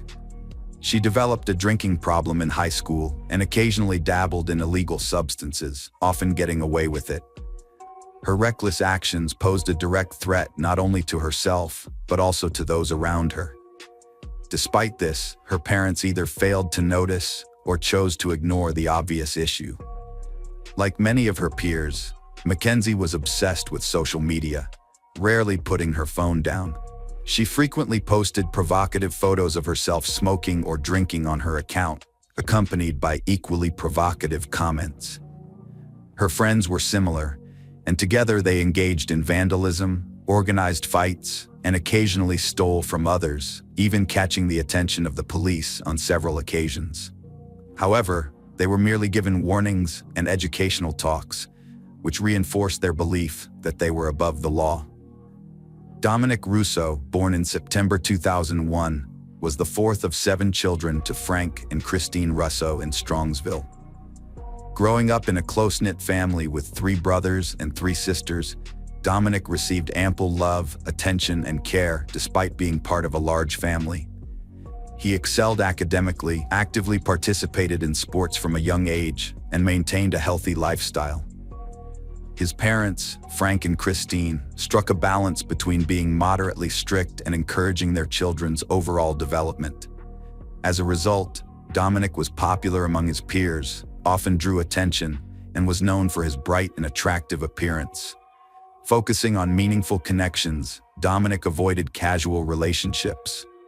After high school, he enrolled in a local university to pursue a degree in performing arts production, aiming to make a name for himself in the music industry. Dominic was a talented young man who wrote and performed his own songs. By the age of 20, Dominic had achieved significant milestones, establishing his own small business, buying a car, and renting a spacious apartment in a desirable neighborhood.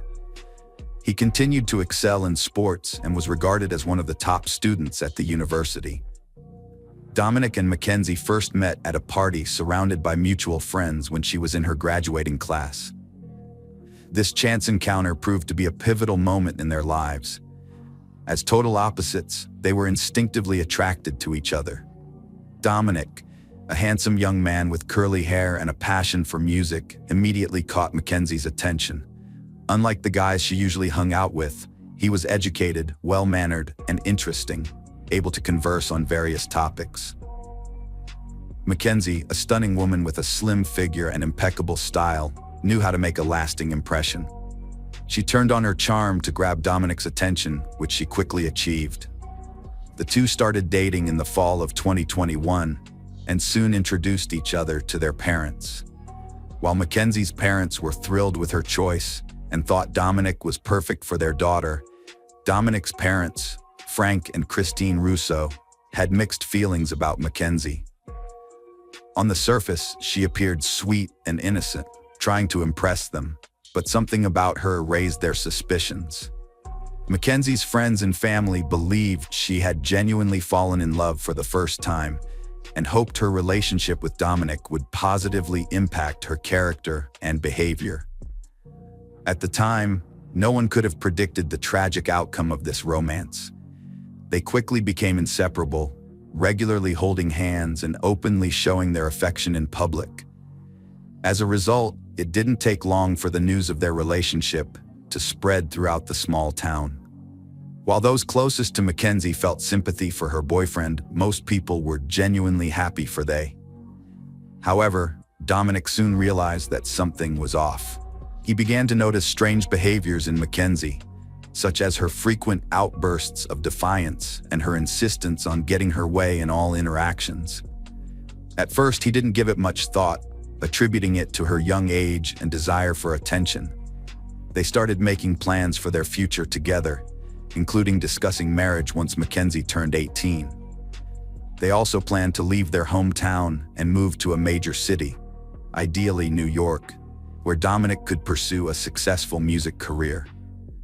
As time went on, Mackenzie's behavior grew more and more unsettling, sometimes even scaring Dominic. She demanded that her boyfriend give in to her every demand, and when he refused, she would throw tantrums, acting like a spoiled kid.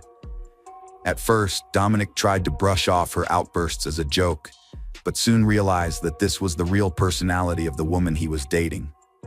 While she was able to keep up a good front in public, when they were alone, she would let loose a flood of emotions and even get physically violent. Mackenzie's behavior became increasingly aggressive, leading the young man to decide he'd had enough. He suggested they take a break to allow her to sort out her feelings, but this triggered a public outburst in front of their mutual friends. Mackenzie screamed, threatened to kill him if he left, and vowed to burn down his house and wreck his car. However, this dramatic display only reinforced his conviction that ending their toxic relationship was the right decision. Despite this, Mackenzie was determined to hold on to her boyfriend. She continued to call him, inviting him to parties and posting photos of them on social media with declarations of love. When Dominic made it clear that everything was over, she flew into a rage. Mackenzie began showing up at his house almost daily, yelling insults and threats under his windows. She called him from different numbers, left messages on his answering machine, and sent emails and social media posts. One moment, she'd swear her love and offer to start anew. The next, she'd descend into insults and threats once again. Dominic was utterly bewildered by Mackenzie's behavior, which he had never experienced before. He attempted to engage in conversation with her, ignoring her, and even recording her aggressive outbursts on his phone. However, Mackenzie's conduct escalated to the point where she would publicly confront Dominic, screaming and insulting him in front of bystanders. This turned his life into a living hell, but he still held on to the hope that with time, she would lose interest and move on to someone else. One day, in the presence of witnesses, Mackenzie brazenly declared that killing Dominic would be easier than letting him go. She threatened that if he didn't return to her, no one else would have him, and she would take care of it. Although Dominic didn't take her threats seriously, those around him recognized that Mackenzie was dead serious. The schoolgirl frequently issuing menace included promises to physically assault him, run him over with a car, kidnap him and drive off a cliff, or stop the car on train tracks in front of an oncoming train.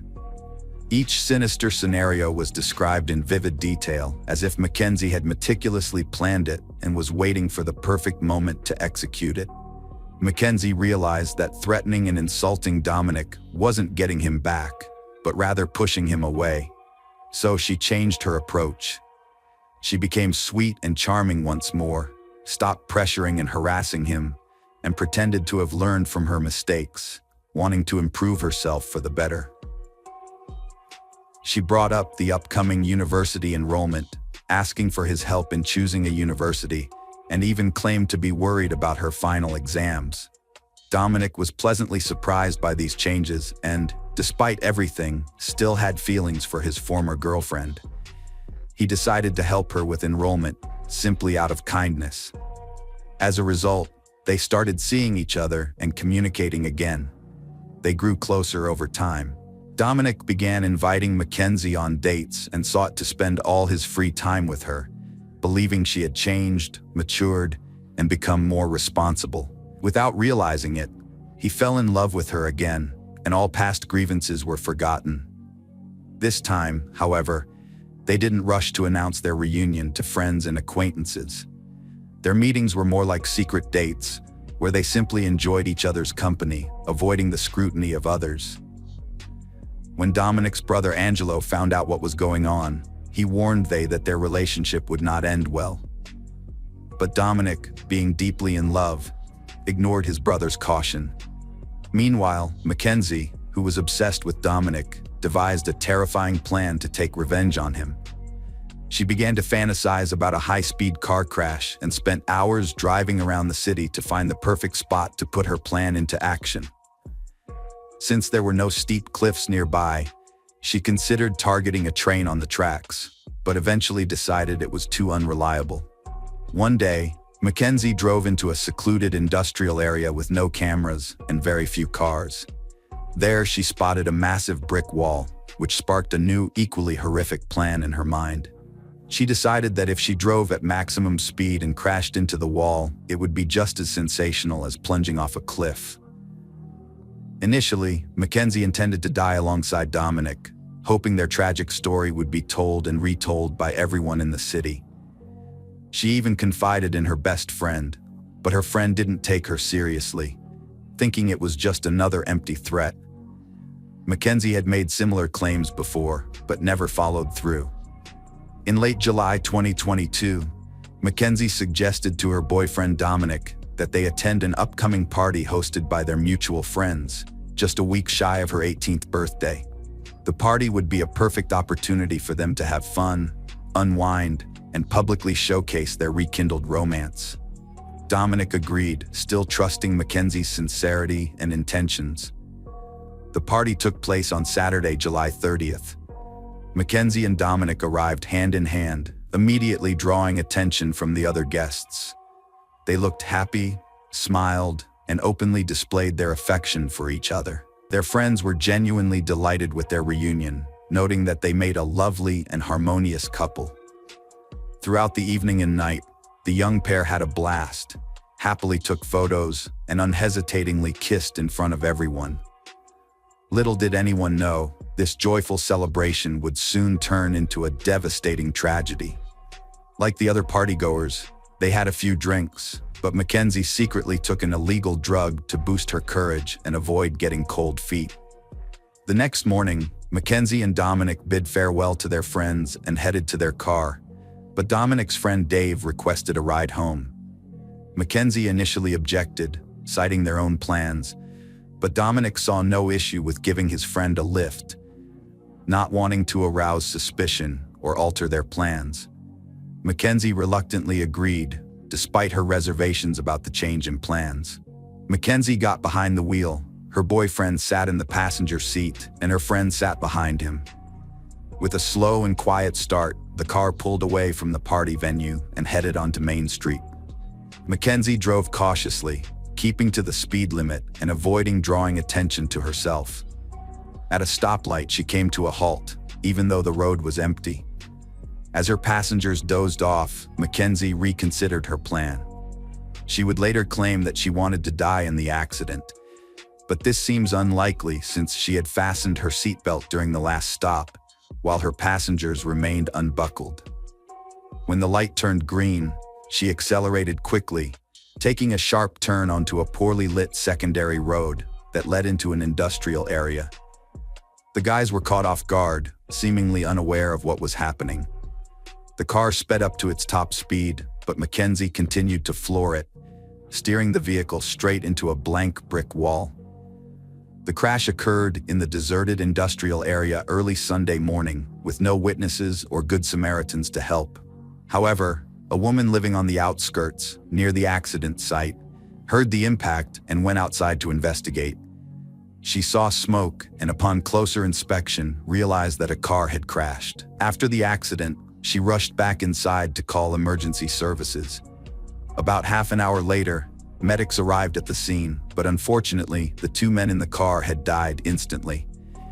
The girl driving the car, however, was still alive, thanks to her seatbelt and airbags. Mackenzie was unconscious, with her legs trapped in the wreckage, but she was breathing and had a palpable pulse, giving hope that she would survive. During the rescue process, she occasionally opened her eyes, but seemed unaware of her surroundings. Mackenzie was rushed to the hospital, where doctors diagnosed her with multiple fractures and internal organ damage. Blood tests revealed that she had been under the influence of both alcohol and drugs at the time of the accident. Ironically, the doctor believed that this may have helped prevent her from dying from shock while waiting for help to arrive. The police investigation initially suggested that Mackenzie, while under the influence, might not have realized what she was doing, and perhaps tried to drive through the wall or didn't see any obstacles. This theory was supported by the lack of braking distance. However, Mackenzie was unable to provide further insight as she was unconscious in the intensive care unit following a complex operation. Mackenzie regained consciousness and, overcome with emotion, confessed to the doctor on duty. She explained that she had intentionally driven into the wall at high speed, intending to kill her boyfriend and die with him. She clarified that Davin was an unintended victim, only in the car because of his own obsession, having asked to accompany them. Investigations revealed a different story. Surveillance footage tracked the initial part of the car's route, showing Mackenzie driving cautiously and following traffic rules, until she suddenly turned onto a road leading to an industrial area. Moreover, evidence emerged that Mackenzie had driven the entire route in both directions several days prior, with her car spotted by at least a dozen witnesses at various times. After leaving the hospital, Mackenzie bounced back quickly and resumed her carefree life. She socialized with friends, made future plans, and even attended a concert in a wheelchair, posting selfies on social media. By Halloween, she was back on her feet and dressed in costume, living life to the fullest. Mackenzie was arrested on November 4th, 2022.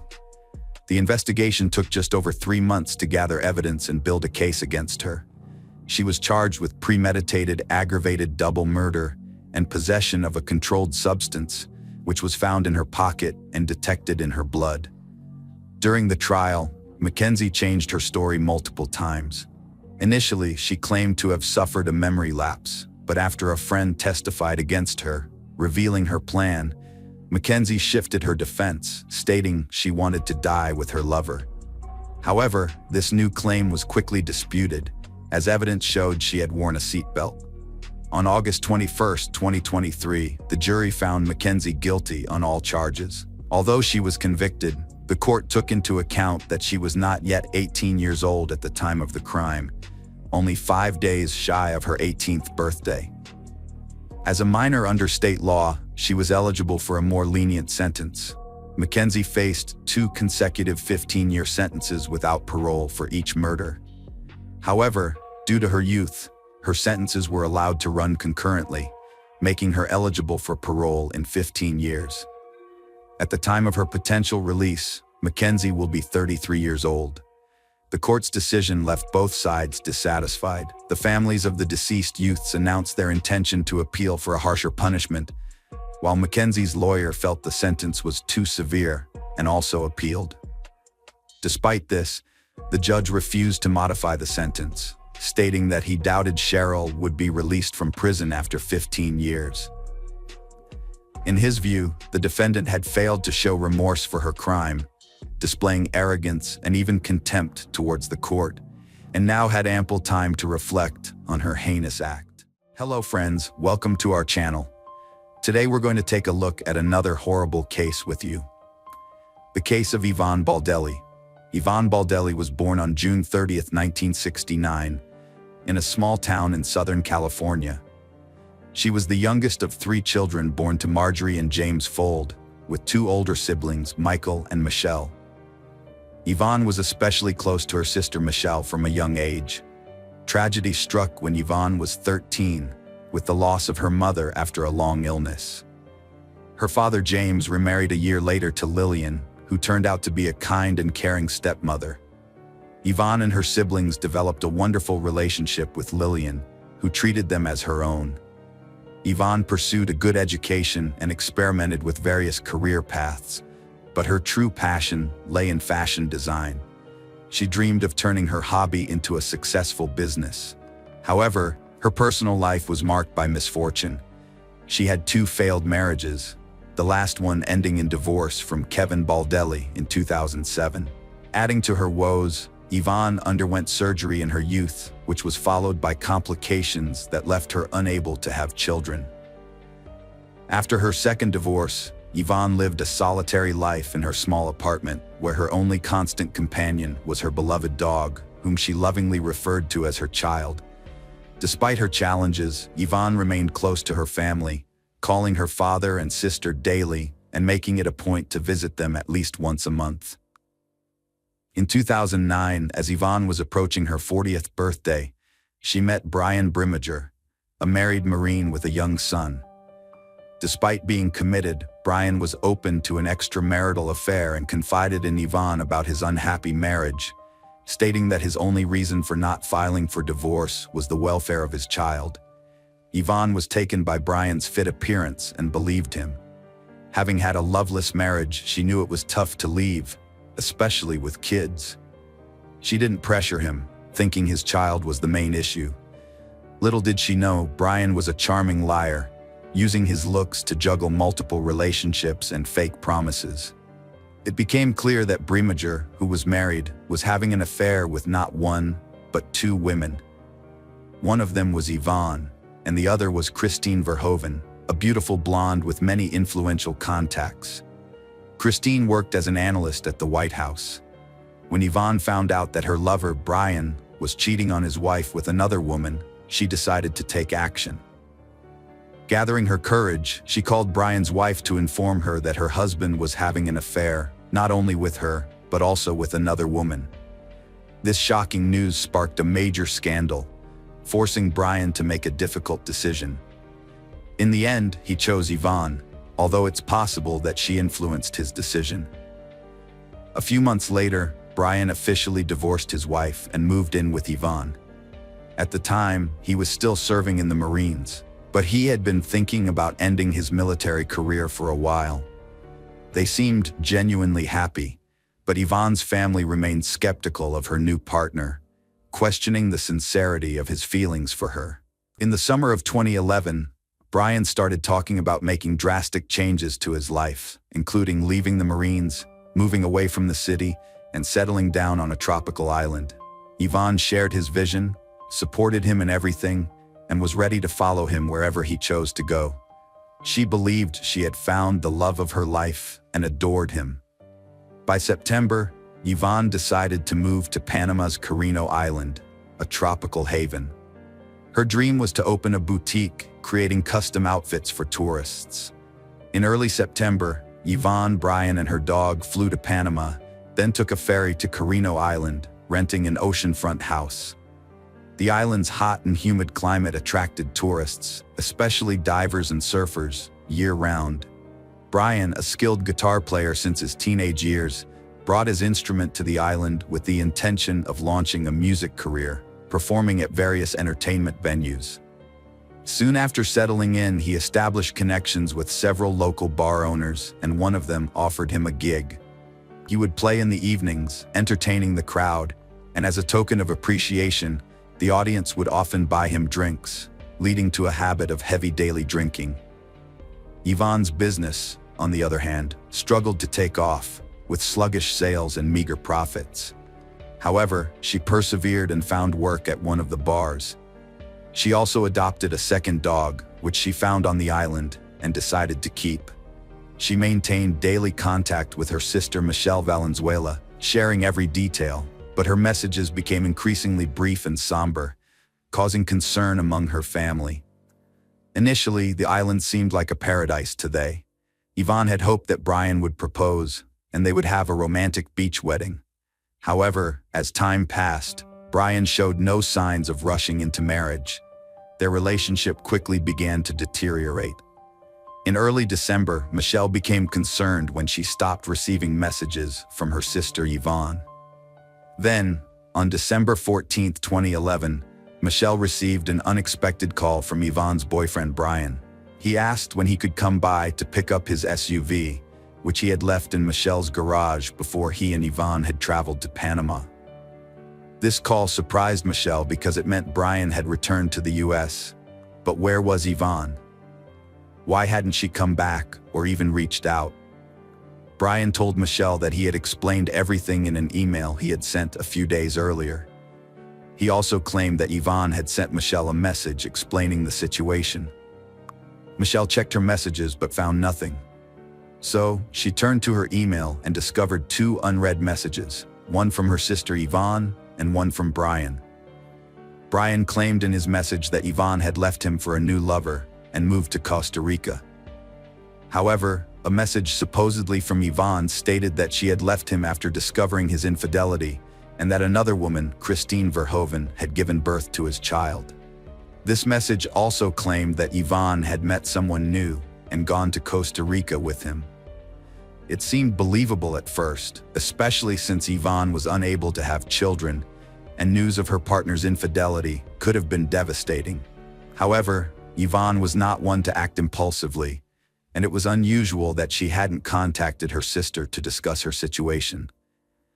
The tone of the message from Yvonne also raised suspicions as it didn't sound like her previous communications. Michelle suggested filing a missing persons report for Yvonne, but Brian was hesitant, claiming she was fine and capable of taking care of herself.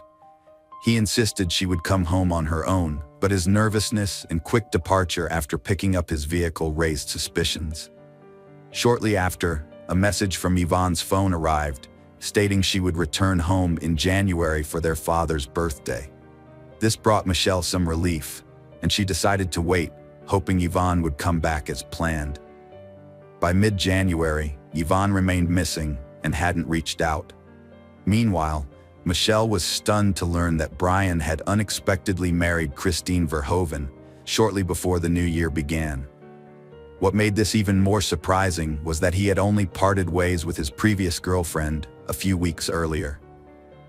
Michelle's concern for her sister's safety prompted her to report Yvonne missing to the police, as she suspected Yvonne hadn't actually gone to Costa Rica. An official inquiry to Panama confirmed her fears, verifying that Yvonne Baldelli had not left the country. Michelle's cousin, a programmer, helped trace the IP address of the emails supposedly sent by Yvonne from Costa Rica in December. The investigation revealed that the emails were actually sent from Dana Point, California, where Brian was located. The same IP address was used for an email sent by Brian himself. As the situation grew increasingly alarming, Michelle quickly informed the police of her discovery. Valenzuela then reached out to the FBI and the State Department, sharing her suspicions that Brian had harmed her sister in Panama, and continued to send messages from her phone and email, impersonating her for about a month. Although there wasn't enough concrete evidence to arrest Brian at the time, law enforcement interviewed him and continued gathering proof of his guilt. It was discovered that Brian had asked Christine to marry him while he was still in Panama with Yvonne, promising they would soon return and raise their daughter together. However, Christine was not aware that her child's father had gone to the island with another woman, as he had told her he was there on a business trip. 2 months after Yvonne's disappearance, her sister and niece conducted their own investigation and flew to Panama, where they sought the help of Don Winter, a former U.S. intelligence officer turned investigator who specialized in finding missing U.S. citizens. They shared the story of Yvonne's disappearance and the version of events Brian had given. After listening to them, Winter immediately expressed his concern that the chances of Yvonne being alive were low. With his extensive experience in such investigations and using his connections, Winter decided to pressure the Panamanian government and publicize the case, turning Yvonne's disappearance into international news. A press conference was also organized, which included Yvonne's family members. After arriving in Panama, Yvonne's father, stepmother, brother, and several other relatives and close friends joined the search for Brian Baldelli and assisted in the investigation.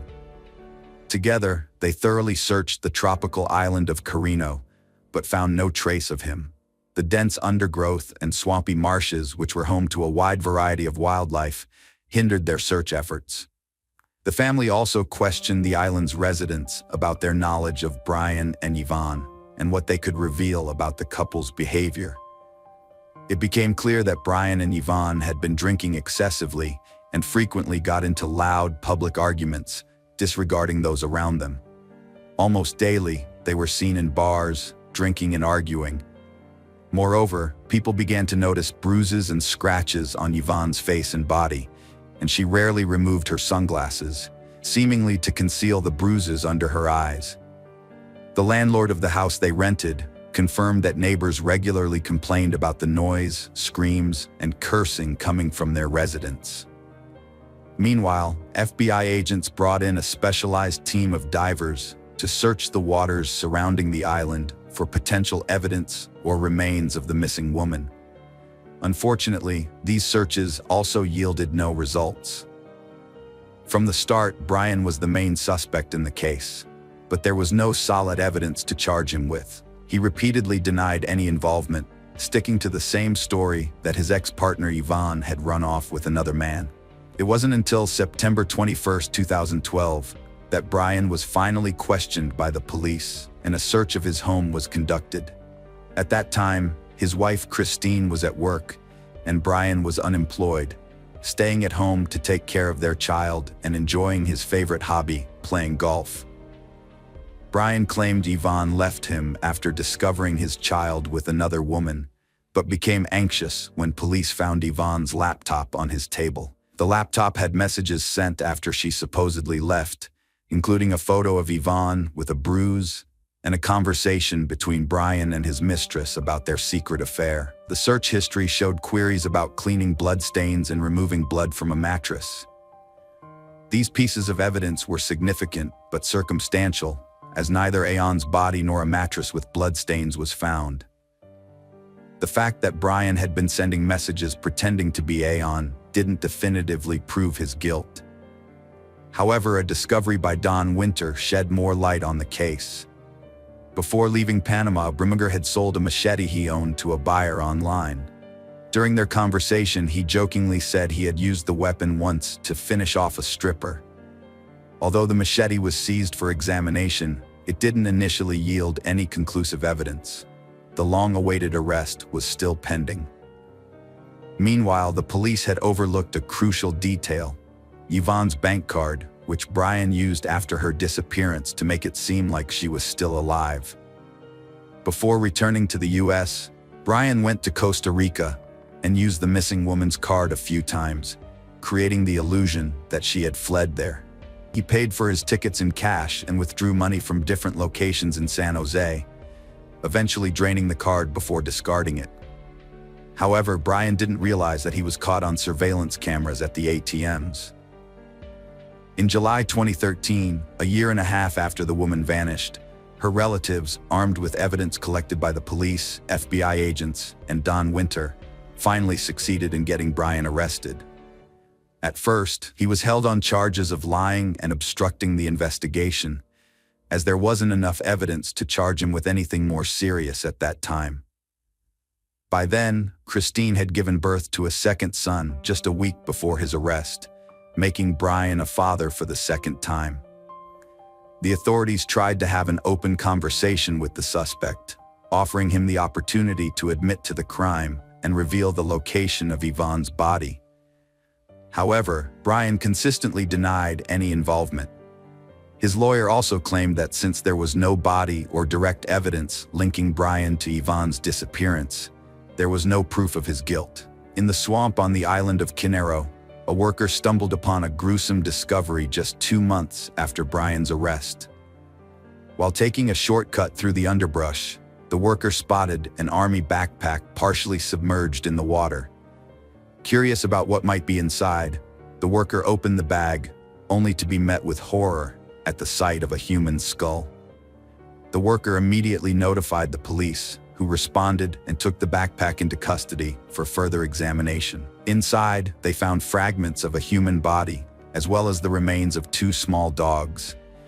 The remains had been deliberately dismembered, placed in the bag, and discarded in a remote area, likely intended to never be found. DNA testing later confirmed that the human remains belonged to Yvonne. However, many of her limbs were missing. Further examination by pathologists revealed that Yvonne had suffered a brutal beating before her death, including a broken nose, cheekbone, and several missing teeth. When the unique chop marks on the victim's bones were matched to the machete's blade, it confirmed that the body had been dismembered with this weapon, as each blade has a distinct signature, similar to human fingerprints.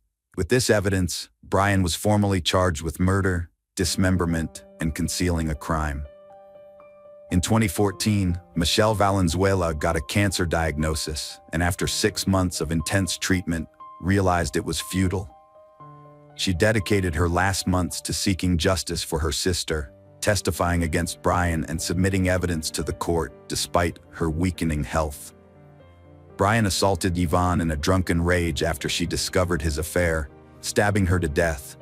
He then dismembered her body, killing her dogs, and hid the parts in a backpack in a swamp. Brian fabricated a story about Yvonne leaving him, gaining sympathy from locals, and even found a new girlfriend. However, during the trial, his girlfriend testified against him, and he was forced to admit his guilt, claiming self-defense despite evidence showing he was fully aware of his actions.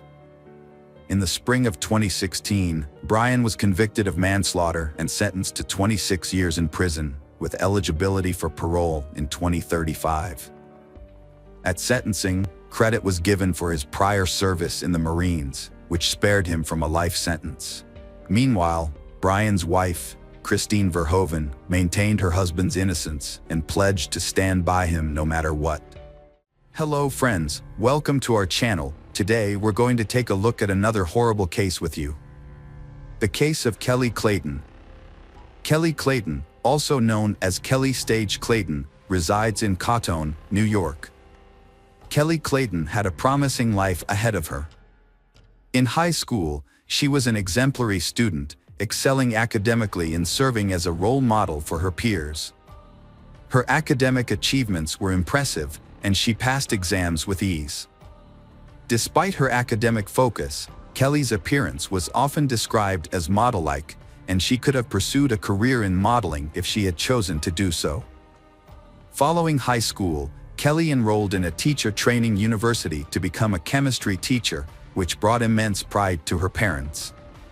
However, after a few years, Kelly suddenly lost interest in her studies. It is unclear what triggered this change, but she eventually withdrew from the university and informed her parents that she no longer wanted to pursue a teaching career. Kelly felt that she was too young to be confined to a life of grading notebooks and managing classrooms. Instead, she expressed a desire to travel and experience life to the fullest. Her parents were disappointed and upset by her decision, leading to a 6-month estrangement from their daughter. Kelly's life took an unexpected turn when she met Tom Clayton at a party hosted by mutual friends. Tom was immediately smitten with Kelly and began showering her with attention. His athletic physique and attractive appearance made him a standout, which wasn't surprising given his successful hockey career. As a semi-professional player for the Jackal team, Tom was known for his strength and aggression on the ice. However, he realized his hockey career would eventually end due to physical limitations. Tom would have to retire and enjoy the game from the sidelines, either by attending live matches or watching his favorite team on television. They continued with their lives, starting by returning to New York to get married. They then moved to North Carolina and eventually settled in the small town of Cato, which had only a few thousand residents. Tom started a franchise that specialized in rebuilding houses damaged by fires or disasters. He also worked for a friend's company in a related field. Kelly, on the other hand, had dropped out of university and was working as a waitress. Although she changed jobs, she continued to work even after having 2 children. Tom's income was sufficient for the family, and Kelly could have quit her job to care for their daughters, but she chose to continue working to earn extra money. She used this extra income to buy toys and pamper her children. On September 28, 2015, Tom went to play poker with his friends, the Millers, as he usually did. He preferred to attend these gatherings alone, as playing for money required a certain level of skill and experience. Additionally, someone had to stay home with the children, and bringing the whole family would have turned the evening into a noisy and chaotic affair, detracting from the enjoyment of the game. That evening, Tom was on a losing streak, but instead of giving up, he tried to win back his losses. He suggested that anyone who wanted to stay and play until morning was welcome to do so, but no one took him up on the offer, and he ended up going home. At home, a horrific scene unfolded before Tom's eyes. His wife lay in a pool of her own blood, severely beaten and, at first glance, appeared lifeless. Panicked, Tom frantically searched the rooms for his children. Fortunately, they were unharmed but terrified. He quickly scooped up his daughters and rushed to his neighbor Derek's house, desperate to shield them from the gruesome sight of their mother's battered body. From Derek's house, Tom called the police, struggling to process the chaos. The officer who arrived at the scene found Tom kneeling beside his wife's body, attempting to administer CPR. However, the emergency medical technicians soon intervened and pulled Tom away, revealing the devastating truth: Kelly had been deceased for an extended period, and nothing could be done to revive her. The house was in disarray, with blood covering both floors. The bedroom showed signs of an intense struggle between Kelly and her killer, who carried out the brutal act despite the presence of children in the house. It appeared Kelly had been pushed down the stairs, as evidenced by the broken banister, and brutally beaten with a blunt object until the killer was certain she was dead. No signs of knife or gunshot wounds were found. The officer filming the crime scene observed that Tom seemed lost and in shock. He wandered aimlessly, briefly entering the room before exiting, and was unable to provide the officer with basic information, such as the location of the children's room or the emergency exit.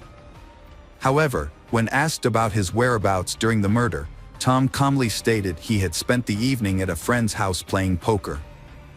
The officer, failing to obtain clear information from Tom, proceeded to question the neighbor and the children.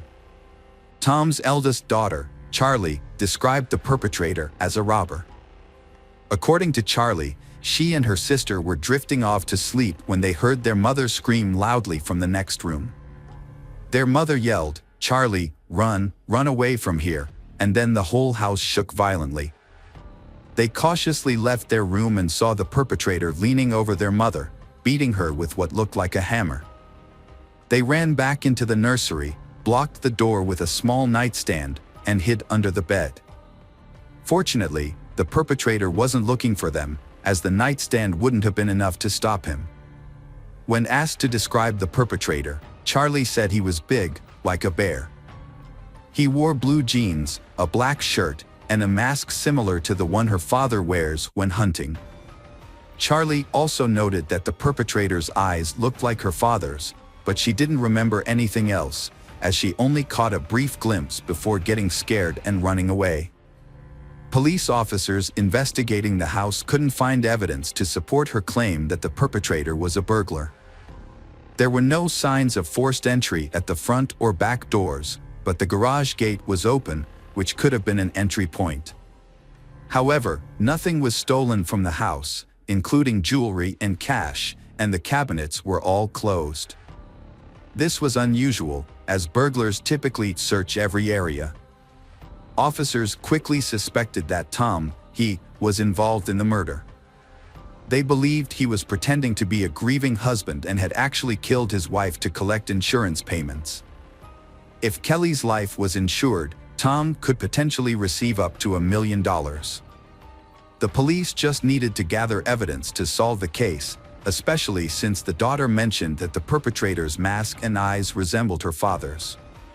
However, the police couldn't find the hunting mask in the house. After discovering Tom's whereabouts on the night in question, the police interviewed the other poker players. One of Tom's friends was incredulous. "You think Tom is the killer? That's unbelievable. His wife was just murdered, and instead of finding the real culprit, you're focusing on him." Another friend, less emotional, chimed in, "Tom couldn't have done it.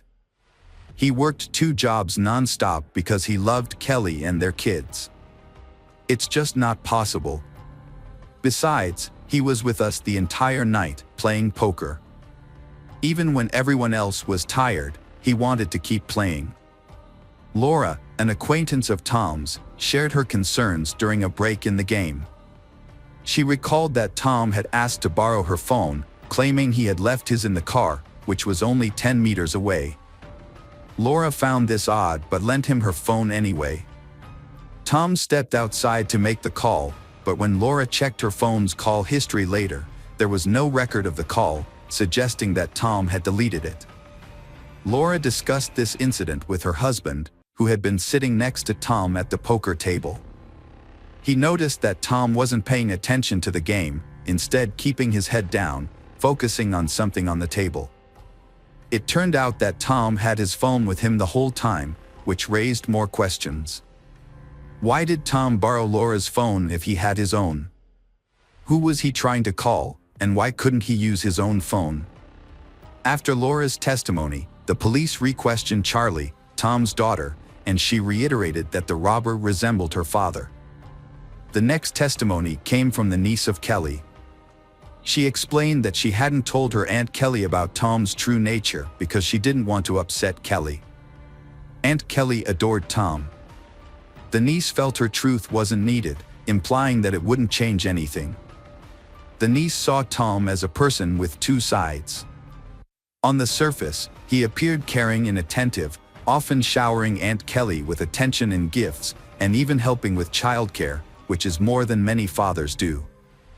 However, his behavior at work revealed a completely different personality. Recognizing her niece's concerns about being young and alone, Aunt Kelly had set up a job for her with Tom the previous summer. During her employment, the niece handled tasks such as correspondence, registration, and managing documents. At first, her interactions with Tom were strictly professional, mainly because she didn't know him well before working for him. One day, Tom got drunk and came to the office, revealing to the niece that his family life was a facade. He confessed to loving his daughters, but not his wife, Aunt Kelly. He had been unfaithful, having multiple affairs during their marriage, and considered leaving her but stayed due to financial concerns. It was later also confirmed by female participants of a poker game that Tom was indeed unfaithful, having relationships with 2 women present at the game. Additionally, Kelly's 16-year-old niece shared information about Michael Beard, another employee of Tom's firm. Michael was doing repair work on houses after a fire, but there were frequent reports of items going missing from the houses where he worked.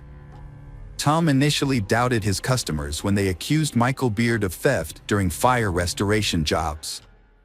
However, as the complaints continued, it became clear that Michael was indeed stealing from clients. Additionally, there were allegations of Michael showing up to work intoxicated. When Tom finally confronted Michael about his behavior, he was understandably upset and disappointed. Despite having every right to be angry, Tom took a surprisingly compassionate approach. Instead of simply firing Michael and cutting ties, Tom actively reached out to other companies and recommended Michael for a job. When none of those opportunities panned out, Tom took it a step further and offered Michael work around his own house, doing odd jobs like cutting the grass, watering plants, and making minor repairs. This decision showed that Tom was willing to give Michael a second chance, even if it meant finding alternative employment for his former employee.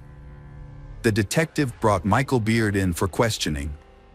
Michael claimed he only stole because he and his family were in dire need of money. He expressed his gratitude towards Tom, his former employer, who had always defended him. Michael also praised Tom's wife, who had shown kindness by feeding him and giving his children old clothes. However, the investigation took a turn when Michael's wife, Holly, was interrogated. She revealed that Tom had offered Michael a job, which Michael had not mentioned earlier, and promised to pay him $10,000 for it. This new information raised suspicions about Michael's alibi. He was called back to the station and hooked up to a lie detector. The test results indicated that Michael was lying, and he eventually cracked under pressure and began to confess. The investigation was sparked by the death of Kelly, which had shaken Michael. He had even attended church to pray for her soul, showing that he was genuinely distraught by her passing. Despite initial doubts about his involvement, the police had released him after the first round of questioning. However, Holly's testimony changed everything. Tom promised Michael $10,000 to kill his wife, Kelly, and make it look like an accident. The plan was for Michael to sneak into the house while Tom was playing poker, strangle Kelly, and then start a fire to cover up the crime. The house was insured for a large sum of money. Michael found 2 cans of gasoline waiting for him in the garage, which he would use to set the fire. He quietly entered the house while everyone was asleep. He crept upstairs to Kelly's bedroom, but she was either awake or woken by the sound of the door. She saw Michael and began screaming. Kelly's screaming startled Michael, and he tried to strangle her. However, Kelly was stronger than she appeared and fought back. A fierce struggle ensued, moving from the bedroom to the kitchen. Michael was surprised by Kelly's strength, which made the fight much more intense than he had anticipated. Michael was in a state of shock and panic, flailing his arms wildly and grabbing at Kelly's clothes, unable to focus on the fight. In contrast, Kelly was fighting for her life, accurately aiming her blows at Michael's face. If the police had arrived at Michael's location sooner, they would have seen evidence of the beating he had taken. After a prolonged struggle, Michael slammed Kelly's head into the wall with great force, knocking her to the ground. She was unable to get up for some time. Michael then produced a hammer and continued to strike Kelly's head until she showed no signs of life. Consumed by rage and panic, Michael fled the house, forgetting that Tom had instructed him not only to kill Kelly but also to set fire to the house to conceal the crime. Mark Blanford, Michael's accomplice, was just the driver. Knowing Michael from working together and staying with him, Mark had not been surprised when Michael, known for petty theft, had asked him to drive during a break-in. Mark had mentioned that he had initially wanted to decline Michael's request, but that the offer of $500 had been tempting. After some deliberation, Michael had convinced him to participate. Michael's plan had been to rob a businessman, and he had needed Mark's assistance to make a quick getaway before the police arrived. Michael had also promised to help with the car. Mark had eventually agreed, but only on the condition that he could park the car at a safe distance from the house. Michael had accepted this condition. That evening, Mark had waited for Michael in the car in a dark alley, and Michael had come back quickly enough, breathing heavily and telling him to move as fast as possible. Michael hadn't had any bag or sack on him, which hadn't looked much like a robbery. Mark hadn't asked him any questions along the way, simply because he hadn't wanted to know anything. He had just wanted his $500, which he hadn't ended up getting. On the way out, Michael had asked Mark to stop at a bridge over a creek a couple blocks south of there. Mark had stopped there, and Michael had hastily stripped off his outer garments and thrown them off the bridge. Mark had offered to show the place if needed. Indeed, police officers who had arrived on the scene at Mark's behest had found parts of Michael's outer clothing near the creek, as well as the hammer used to kill Kelly. Michael, already in custody on suspicion of first-degree murder, began to change his testimony. According to him, he was indeed hired by Tom, indeed for $10,000, but only to commit arson at the house and nothing more.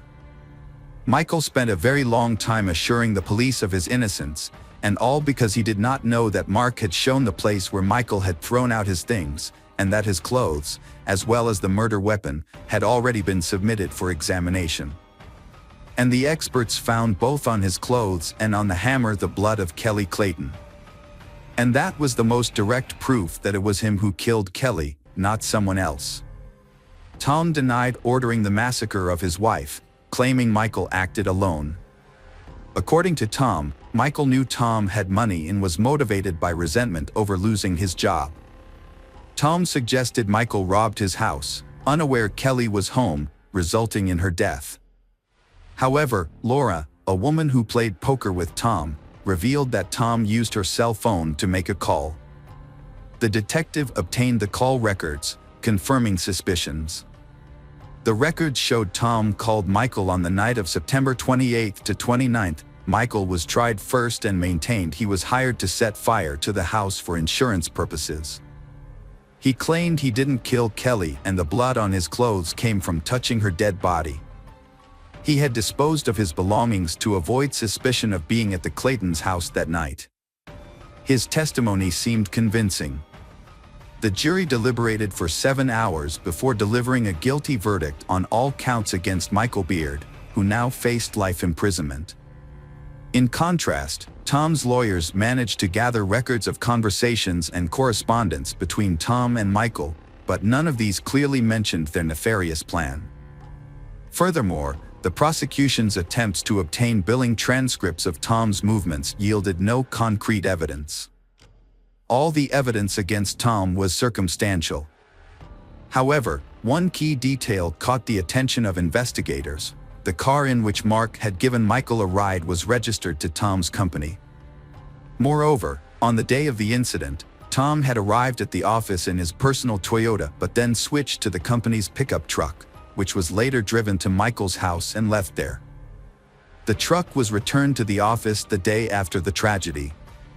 This suggested that Tom had, in fact, provided Michael with the car that he and Mark used to commit the crime. It was a crucial piece of evidence that the jury testified to during the trial. The 6-day trial concluded with the jury finding Tom guilty of hiring Michael to commit the heinous crime. Michael subsequently appealed, using the testimony of young Charlie, who claimed that the eyes behind the mask belonged to her father. However, the court dismissed the appeal due to the matching description of the clothing found under the bridge. Consequently, Tom Clayton and Michael Beard were sentenced to life in prison. Mark received a 4-year prison sentence for manslaughter. The custody of Tom and Kelly's children was awarded to Kelly's sister, Kim. With time, Charlie has learned to cope with the tragedy. Although she occasionally remembers her mother, she refuses to discuss her father, whom she will never want to see again. Hello friends, welcome to our channel. Today we're going to take a look at another horrible case with you. The case of Marcos Matsunaga. Marcos Matsunaga was a successful Brazilian entrepreneur who inherited a family business that became one of the largest food product companies in the country. The company, Yoki, was founded by his grandfather, Yashizo Cadano, who immigrated to Brazil and started a small flour milling business in the mid-20th century. Over time, the company grew and transformed into a global brand with a wide range of products. Marcos was born into a wealthy family and was accustomed to getting everything he wanted from a young age. Marcos didn't have to start from scratch to build his business, as he inherited the family food company from his grandfather and father. As the CEO, Marcos had the opportunity to become the first billionaire in his family, a goal he pursued for most of his life. However, this ambition was not meant to be fulfilled. Those who knew Marcos personally described him as a skilled and successful businessman who not only preserved but also significantly increased the family's wealth, boosting profits. However, he was also known for being difficult to work with, having a strong personality, and being controlling towards those around him. Marcos was not handsome, he was obese since childhood. He had to wear glasses due to vision problems, short stature, and somewhat clumsy. All of these caused Marcos a lot of problems when communicating with friends, leading to a lack of friends and isolation. Despite his wealth and business success, Marcos found it difficult to establish a meaningful relationship. His arrogance and egoism often repelled women, making it hard for him to connect with someone beyond a few dates. Consequently, he frequently relied on the services of escorts, as his wealth and status were not enough to make him a desirable partner. Very little information is publicly available about the entrepreneur's first wife. What is known is that their marriage was not based on romance or passion, but rather necessity and family pressure. The marriage endured for several years, although both spouses soon came to regret their decision to start a family. Initially, the young wife tried to accommodate her husband's complicated personality, hoping they would eventually form a supportive and loving partnership. However, her expectations were unfulfilled, and they gradually grew further apart. The businessmen primarily sought companionship on websites where women offered intimate services in exchange for money. Elise was one of these women, a call girl with profiles on multiple platforms. He came across her profile, a gorgeous blonde with a great figure, and began booking her services regularly, paying her handsomely for their time together. Elise was 6 years younger than him. She grew up in a poor and troubled home in a crime-ridden part of the city. Her family life was unstable, she never knew her father, her mother struggled with addiction, and her mother's partners often had similar issues. As a result, Elisa's childhood was marked by hardship and unhappiness. She was frequently beaten, harassed, and abused by her mother's partners from a young age. As soon as she finished school, Elise left home and never looked back. She pursued a career in nursing, landing a job at a hospice after completing her training. However, she soon realized that caring for terminally ill patients was not her true calling. Elise formed strong bonds with her patients. A few years later, Elise decided to pursue higher education and switch careers. She chose law, which she saw as a promising field that would open doors to new opportunities. After lengthy preparation, she scored well enough on the entrance exams to gain admission. However, she struggled to pay tuition fees with her limited income as a nurse.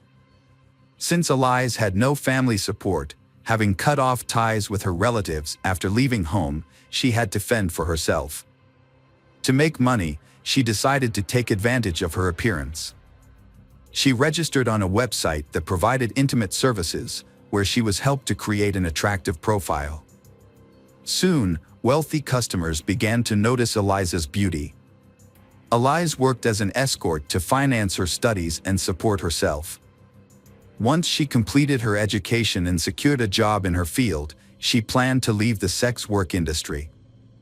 That's when she met Marcos, a regular client who showered her with gifts and openly met with her. Unbeknownst to Elias, their relationship would take a dramatic turn. Marcos, a wealthy married man, would eventually leave his wife for Elias, transforming her rags-to-riches story into a real-life fairy tale. Marcos completely lost himself over Elias, but it's unclear whether Elias actively pursued him or not. After about 6 months, Marcos realized he didn't just want to date Elias, but to be with her long-term. Without hesitation, he filed for divorce from his first wife and began introducing Elias as his fiancée to everyone. Marcos, as a businessman, preferred to keep the true nature of their relationship and Elias's occupation private. So, they came up with a cover story, claiming they met by chance at a cafe. They stuck to this story, even with Marcos's closest relatives and friends, who remained none the wiser. When Elias joined the Matsunaga family, she didn't exactly receive a warm welcome. Her in-laws suspected that she had used her charm to win over Marcos, an older, wealthy, but not particularly attractive man. They believed she was now pretending to ignore his abrasive personality in order to secure her new status. Despite their reservations, no one strongly opposed Marcos's decision to divorce his first wife and marry Elias. A lavish, traditional wedding was planned, complete with a white wedding dress, numerous guests, and a multi-tiered cake. Afterwards, Marcos moved his new wife into his grand, luxurious mansion, where she became the lady of the house. Matsunaga was a well-known collector of luxury items, particularly expensive wines and rare weapons. His house featured a large wine cellar, where bottles were meticulously organized by year and country of origin. Additionally, the house had a secret room dedicated to his collection of firearms and edged weapons, which were proudly displayed on the walls from floor to ceiling.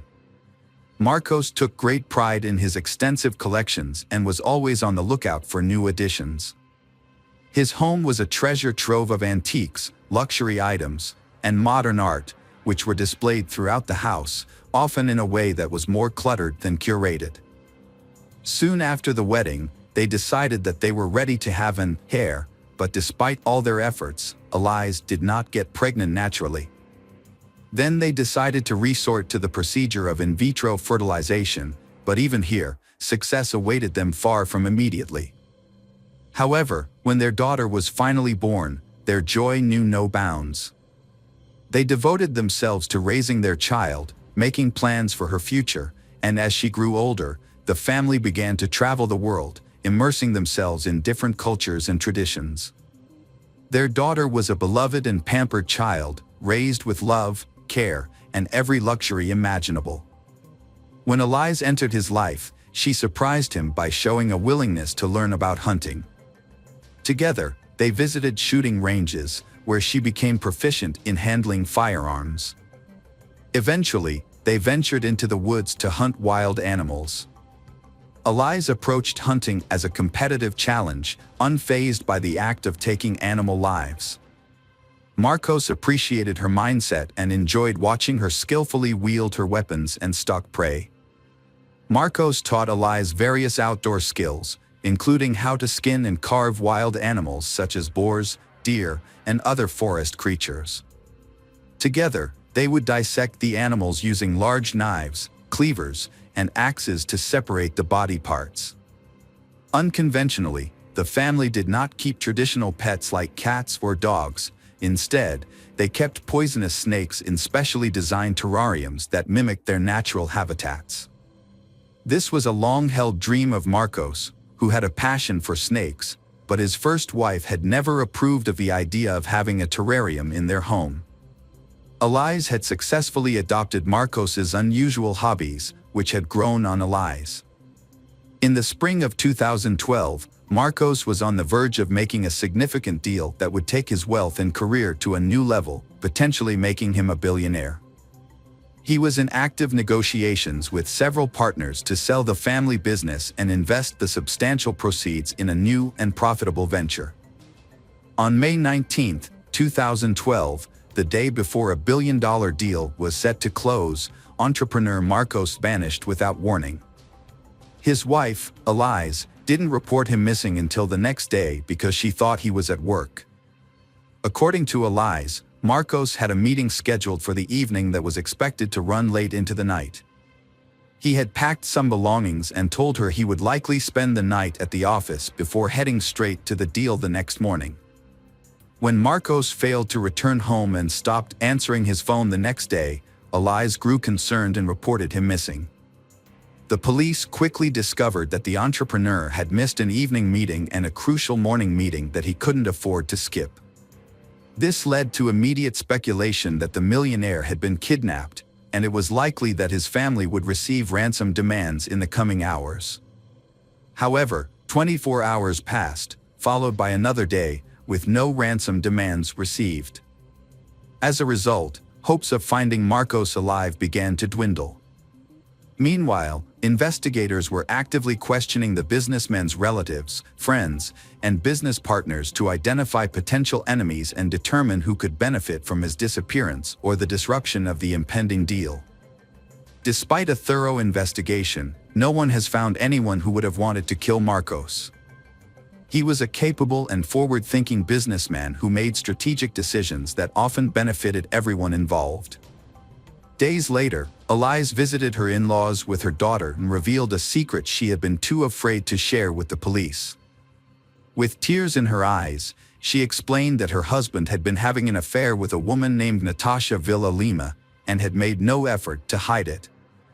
Although the situation had led to several heated arguments and threats of divorce, Marcos had eventually promised to end the affair in order to save their family. Marcos continued to see Natasha, but was more cautious to avoid another family scandal. However, Elise suspected he was having an affair and hired a private investigator to gather evidence.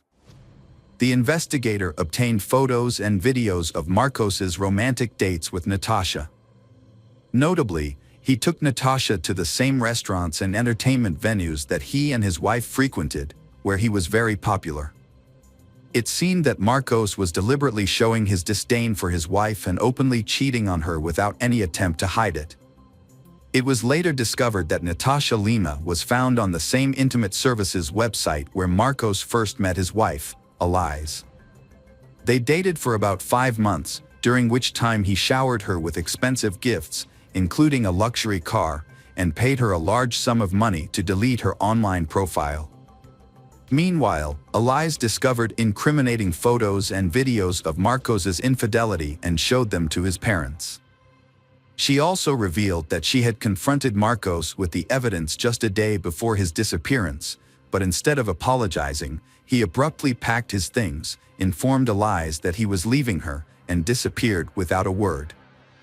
According to Elise, Marcos had simply given in to his passion and abandoned his life to be with his new mistress. However, those who knew him best vehemently disagreed, insisting that Marcos would never abandon his business, which his family had spent decades building, as he was deeply invested in its success. A gruesome discovery was made by a passerby about a week later, when scattered garbage bags were found in a remote area approximately 100 kilometers from the missing Marcos's house. Upon examination of the bags, police discovered human remains which were identified as Marcos Matsunaga, a person for whom an extensive national search was ongoing. Forensic examination concluded the victim had died as a result of a shot to the head before the perpetrator cut and packaged his dismembered remains. Expert assessment also inferred that only an exceptionally skilled practitioner would possess sufficient know-how, steady-handedly controlling either precise butcher's cut tools at convenient knife handles anatomy. The investigation began by reviewing the last known location of the deceased man, Marcos. This led authorities to the luxury residential complex where Marcos lived with his wife and daughter. The complex was equipped with multiple security cameras, which were thoroughly examined. A review of the footage revealed that the evening before Marcos disappeared, he and his wife had ordered food delivery. The elevator camera captured Marcos going down to the first floor to collect the food, returning with pizza boxes in hand. He then entered his apartment and was not seen leaving again that evening, night, or the following day. It appeared as though Marcos vanished into thin air. Elias leaves their apartment with 3 large, heavy suitcases. Investigators, who already had suspicions, take her into custody for questioning. At first, she denies any involvement in her husband's disappearance, sticking to her initial claim that he left her for another woman. However, when shown footage of her moving the suitcases, she breaks down and confesses. According to her, their marriage had been troubled for some time, and her husband had become increasingly abusive. Marcos would constantly humiliate her, criticize her for her past work as an escort, and claimed that she was a bad mother to their daughter. Marcos exerted total control over his wife Elias, not even allowing her to make friends. When she once mentioned divorce, Marcos threatened to leave her with nothing, take their child, and prevent her from seeing him. On the evening of the incident, Elias showed Marcos pictures from a detective, which depicted him with his mistress. Instead of remorse, Marcos became enraged and slapped Elias. She claims that everything after that was a blur. The next thing Elias remembers is holding a gun, which she used to shoot her husband.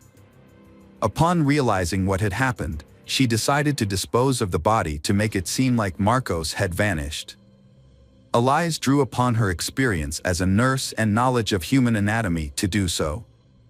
Additionally, Marcos had previously taught her how to skin and dismember animal carcasses, and they had the necessary tools at home. After Elias killed her husband, she dismembered and bagged his body while their young daughter slept in the next room.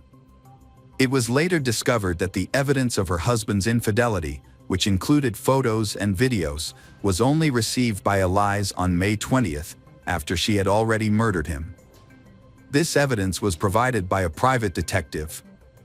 Elias then used this evidence to deceive her husband's parents, telling them that he had abandoned her for his mistress. The investigation also found Natasha Lima, who testified in court that Marcos had wanted a divorce but was afraid of Elias due to her alleged mental instability and capability for violent behavior. Natasha last saw her lover the day before he disappeared. He was unhappy about the constant family scandals and planned to start a new life in Florida after selling the company. However, his wife Elias was not part of these plans. He intended to divorce her and forget her completely. A shocking twist was the discovery of blood in the lungs of the deceased Marcos. This suggested that Marcos was still alive when Elias decapitated him, indicating he had struggled to breathe. This contradicted Elias's claim that he died instantly from a gunshot wound. Further examination by the pathologist revealed that the bullet had entered Marcos's head at an unusual angle. It seemed he was caught off guard, sitting or lying down when shot, and didn't try to defend himself. Elias Matsunaga's claim that her husband attacked her and she defended herself was disputed by multiple witnesses at her trial. They testified that Marcos had a difficult personality and often spoke harshly, but he never physically harmed anyone. As a result, the court believed Elias fabricated the story and found her guilty of premeditated murder with cruelty and attempting to conceal the crime. She received a 20-year prison sentence, which many considered too lenient. Her in-laws now care for their daughter. Hello friends, welcome to our channel. Today we're going to take a look at another horrible case with you. The case of Michael Van Eck. Michael Van Eck was born on August 14, 1987, in a city that was once a hub for gold miners. He was the only son among 4 sisters, Natasha, Michelle, Bianca, and Friana, and grew up in a close-knit family. His parents were caring and provided a comfortable life for their children. Michael's father worked hard to establish his own business, while his mother created a nurturing environment at home that encouraged the growth and development of her children. Michael was a sociable and kind person who excelled in school and sports, earning a black belt in karate that gave him confidence. After completing his education, Michael trained as an electrician, a highly sought-after profession that offered good earnings and job prospects. He worked at the Beatrix mine in the small town of Unison, where he was employed at mine number 4. Not content to rest on his laurels, Michael continued his education to become an engineer. In 2011, Michael, then 23 years old, joined a dating site to cope with a recent breakup and expand his social circle. It seemed like a stroke of luck when he came across the profile of a sweet and smiling young woman that caught his eye. During the ongoing conversation, the man discovered that they shared common interests. Similar to him, she disliked loud parties and excessive drinking, and sought a genuine, meaningful relationship and a strong family foundation. Michael was pleasantly surprised to find a compatible match online. Living with his parents at the time, he shared his excitement and concerns with his mother. On April 2nd, he confided in her about his upcoming date and made an effort to prepare and make a good impression. He withdrew his first paycheck of 1,000 Rand from his account. The only thing that gave him pause was the unusual location his online friend had chosen for their first meeting, the city cemetery. To avoid worrying his parents, he kept this detail to himself. Around 9 p.m. that evening, Michael bid farewell to his family and left the house. He drove to the designated location in his silver Pajero 2007, a gift from his parents for his 18th birthday. As expected, she was running a bit late, but her appearance was striking. She from the internet arrived dressed in a pristine white dress and smiled warmly. The conversation flowed easily, and afterwards, she suggested continuing the evening elsewhere in the cemetery. She invited him to a secluded area with a blanket spread out on the grass, accompanied by a basket of fruit and wine. Michael and his friends had just finished their drinks when his beautiful companion suddenly kissed him. At first, the kiss was pleasant, but it quickly turned into a painful and horrific experience. Unbeknownst to Michael, this kiss was the beginning of a sinister plot. Jane van Heerden was born in 1991 to parents who were struggling in their marriage. When her mother discovered she was pregnant, they decided to put their divorce on hold and try to work through their issues. However, their efforts were unsuccessful, and the situation at home continued to deteriorate. Unfortunately for Jane, her mother resented her presence, seeing her as a constant reminder of her unhappy marriage. Even after the divorce, Jane's mother held on to her negative feelings, making it difficult for Jane to feel loved and accepted. Jane's behavioral issues and cold demeanor towards her children persisted even after her marriage ended. As a result, her 3 children felt isolated and misunderstood, with Jane, in particular, struggling the most. From a young age, she became withdrawn and sullen, displaying psychological problems. Her behavior became increasingly disturbing, as she frequently talked about death and created confusing artwork. She also developed an imaginary friend named Azael.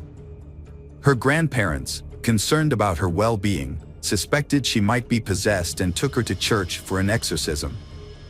During the ritual, Jane's body convulsed, which was likely due to her fear of crowds and the intense anxiety she felt during the ordeal, possibly triggering an epileptic seizure.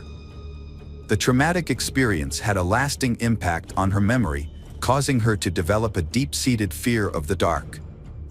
This phobia was further exacerbated by her mother's frightening statement that toys come to life at night, leading Jane to take drastic measures to protect herself, such as taping her doll's eyes shut and restraining them with shoelaces. Jane's mental condition took a turn for the worse as she entered preteen years. At 10 years old, she had a disturbing episode where she threatened a family guest with a knife while visiting her father. This incident prompted her family to seek professional help, and she was evaluated by a specialist who prescribed sedatives.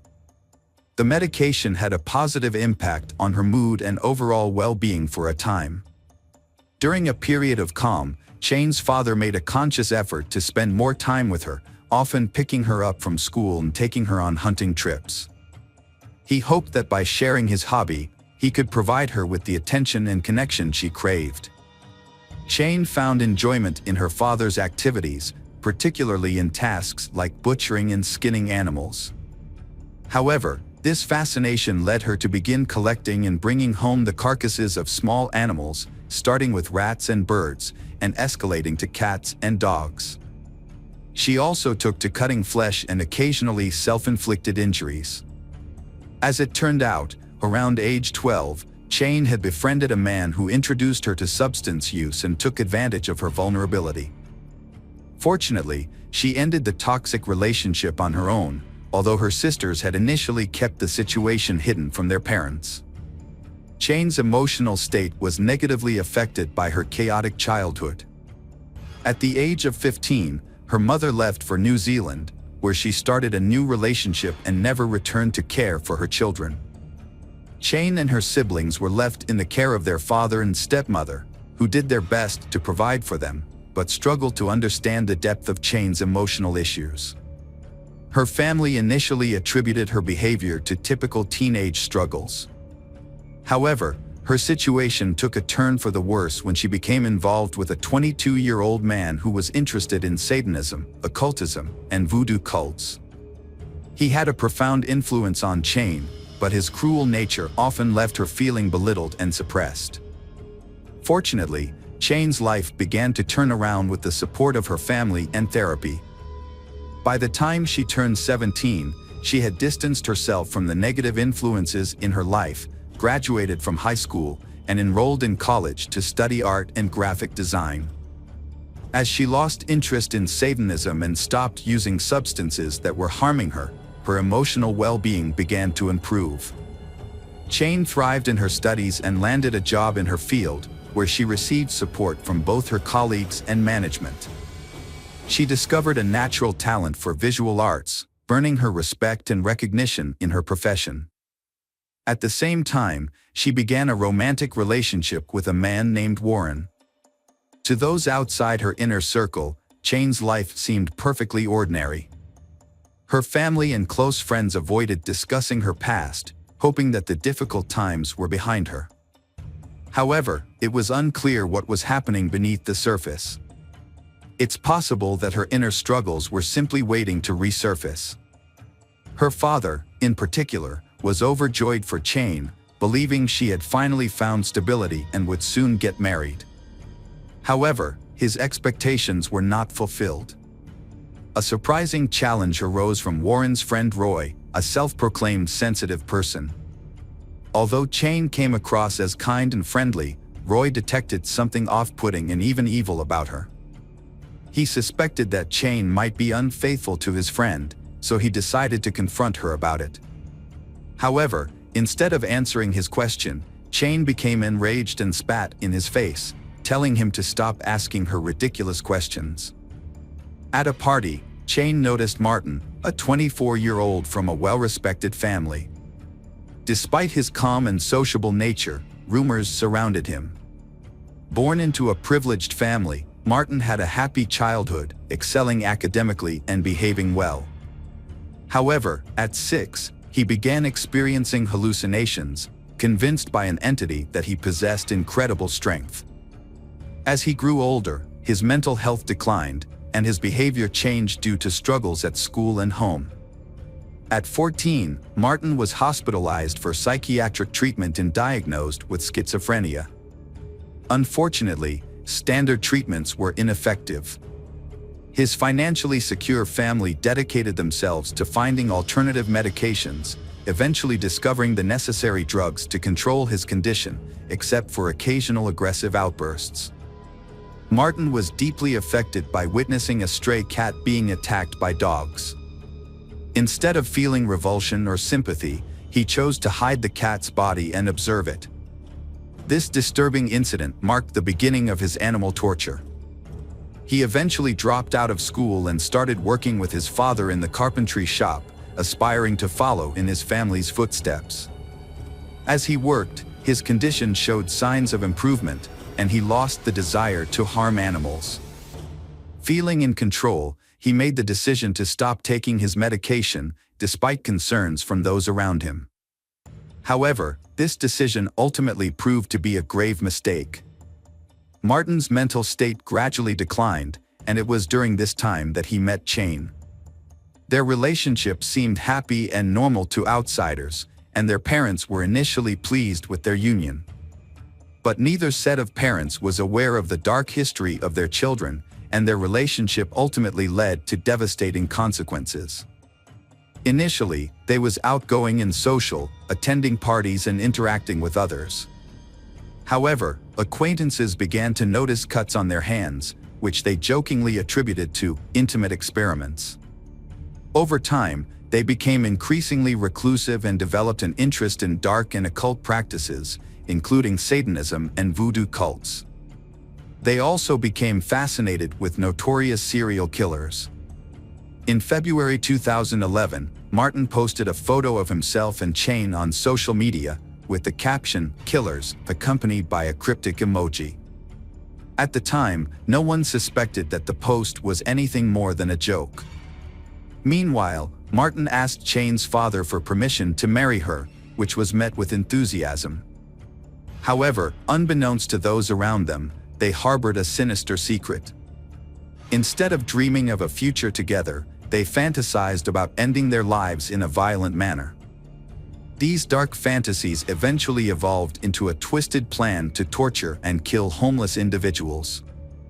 They even practiced their twisted intentions on animals, due to unable to find a suitable human victim to carry out their heinous plan. Chane created a profile on a dating site, which caught the attention of a young man named Michael Van Eck. Chane and her partner, Martin, targeted Michael for their sinister plans. They began flirting with Michael online, and after a few days, Chane suggested they meet in person. Despite the unusual location, Michael agreed to the meeting. Chane and Martin carefully planned the encounter, considering every detail, including their attire and the means to commit a crime.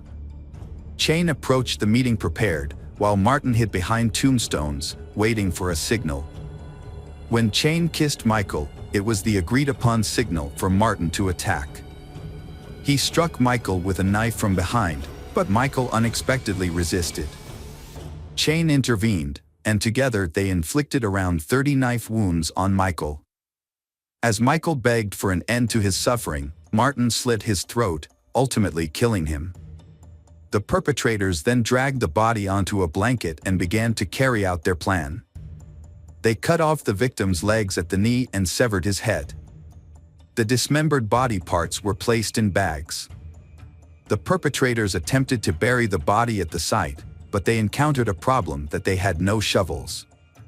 As a result, they were forced to dig a shallow grave using only their hands and knives. After managing to bury the body only halfway, the perpetrators left the scene, taking the severed body parts with them. They used the victim's vehicle to make their getaway, with Martin initially driving, but later handing over control to his accomplice. However, the adrenaline rush from their crime made it difficult for them to focus on the road. Once they arrived home, they stored the bags containing the body parts in the refrigerator, treating them like ordinary groceries. After Martin had somewhat composed himself, he got into the victim's car and drove it to a high-crime neighborhood, hoping that it would be stolen. He left the car unlocked with the keys in the ignition to make it an easy target. A cemetery worker noticed bloody stains and torn clothing in the bushes near the grave. After alerting his supervisor, they called the authorities to report the gruesome find. The police were immediately notified, and an investigation was launched. Meanwhile, Michael Van Eck's parents were frantic with worry. Their son had been unreachable since the previous evening, which was unusual, even if he had stayed overnight with his internet girlfriend. When Michael failed to show up for work, his employer called his parents to ask about his absence.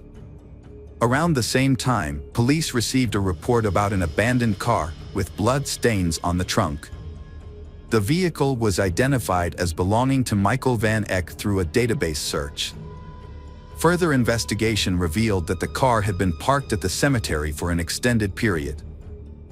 With this new information, police officers visited the Van Eck residence, where they confirmed their suspicions. Michael's mother had been searching for him since the previous day. The officers then asked her to come to the cemetery, where forensic experts and search dogs were working to locate missing body parts. The investigation revealed that the victim's mother identified her son's body through distinctive burn marks he had sustained in childhood. The autopsy confirmed that the victim had suffered multiple knife wounds and showed signs of a struggle. The body had been dismembered after death, which suggested that the perpetrators had some level of expertise in this area. The number and nature of the wounds, as well as the strength required to subdue the victim, indicated that multiple attackers were involved. DNA testing later confirmed the identity of the victim as 23-year-old Michael Van Eck. During the investigation, police seized the victim's cell phone and computer, which revealed that the last person he had communicated with was Cheyne Van Heerden. According to their messages, she had invited him to meet at the cemetery on the night of his death. Detectives brought Cheyne in for questioning, and she arrived with her boyfriend, Martin. Both were interviewed separately and eventually confessed to being involved in the victim's murder. Upon learning of the incident, Cheyne's father rushed to the station, where he was shocked to hear the accusations against his daughter. When he asked her if the allegations were true, Cheyne calmly confirmed her involvement and stated that she would willingly do it again. She claimed that she had fantasized about committing such a crime ever since she started hunting with her father. This cruel confession shocked not only her father but also everyone present. As the case gained public attention, Cheyne's boyfriend, Martin, also showed no remorse. Instead, he seemed to enjoy the public scrutiny and posed for cameras.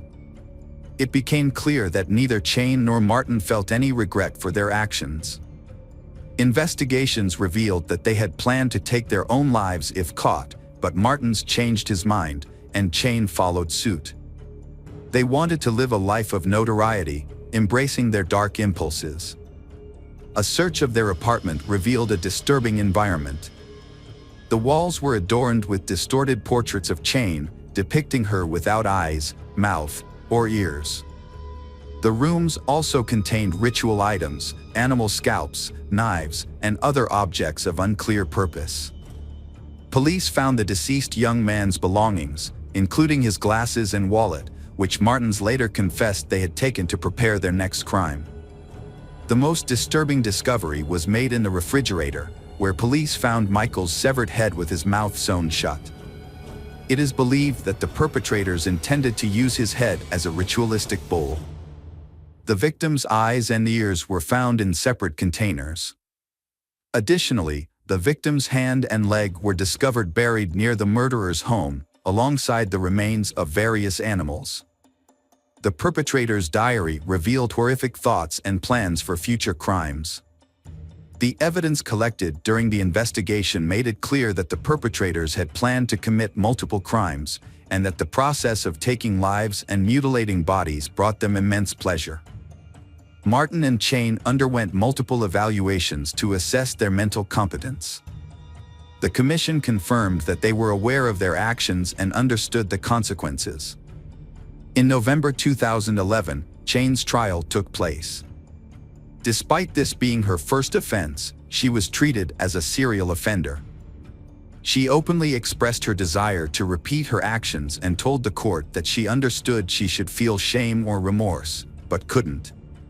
She could only comprehend the severity of her actions through societal standards and the reactions of others.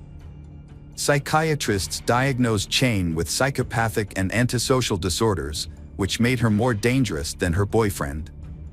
However, she was skilled at hiding her true nature. Throughout the sentencing, Cheyne remained impassive. She was found guilty and sentenced to 35 years in prison without the possibility of parole, 20 years for taking a life and an additional 15 years for robbery and dismemberment. Martin defended himself in court, claiming he didn't remember the events until he was in jail. He admitted to studying Satanism and occultism, and said his relationship with Cheyne led them to commit the crime. He apologized to the victim's parents, but his words seemed insincere. He was found guilty and sentenced to 35 years in prison, with a chance for parole after serving half his sentence. Even in prison, Martin expressed his passion for Cheyne in letters, calling her a dark goddess. However, Chain eventually ended the relationship, feeling they had grown apart. While incarcerated, Chain proved to be a model prisoner, using her time to teach art and theology to her fellow inmates. In contrast, Martin, while also in prison, gained a small group of admirers who were carefully monitored by police to prevent them from copying his crimes. During his imprisonment, Martins focused on personal growth, completing his education through correspondence courses and undergoing therapy. Their stories serve as a warning that ordinary individuals can hide dark secrets. Michael, a kind and compassionate person, was manipulated by two individuals with twisted motivations. This tragic event emphasizes the importance of being cautious about the people we surround ourselves with, as their influence can have a profound and lasting impact on our lives.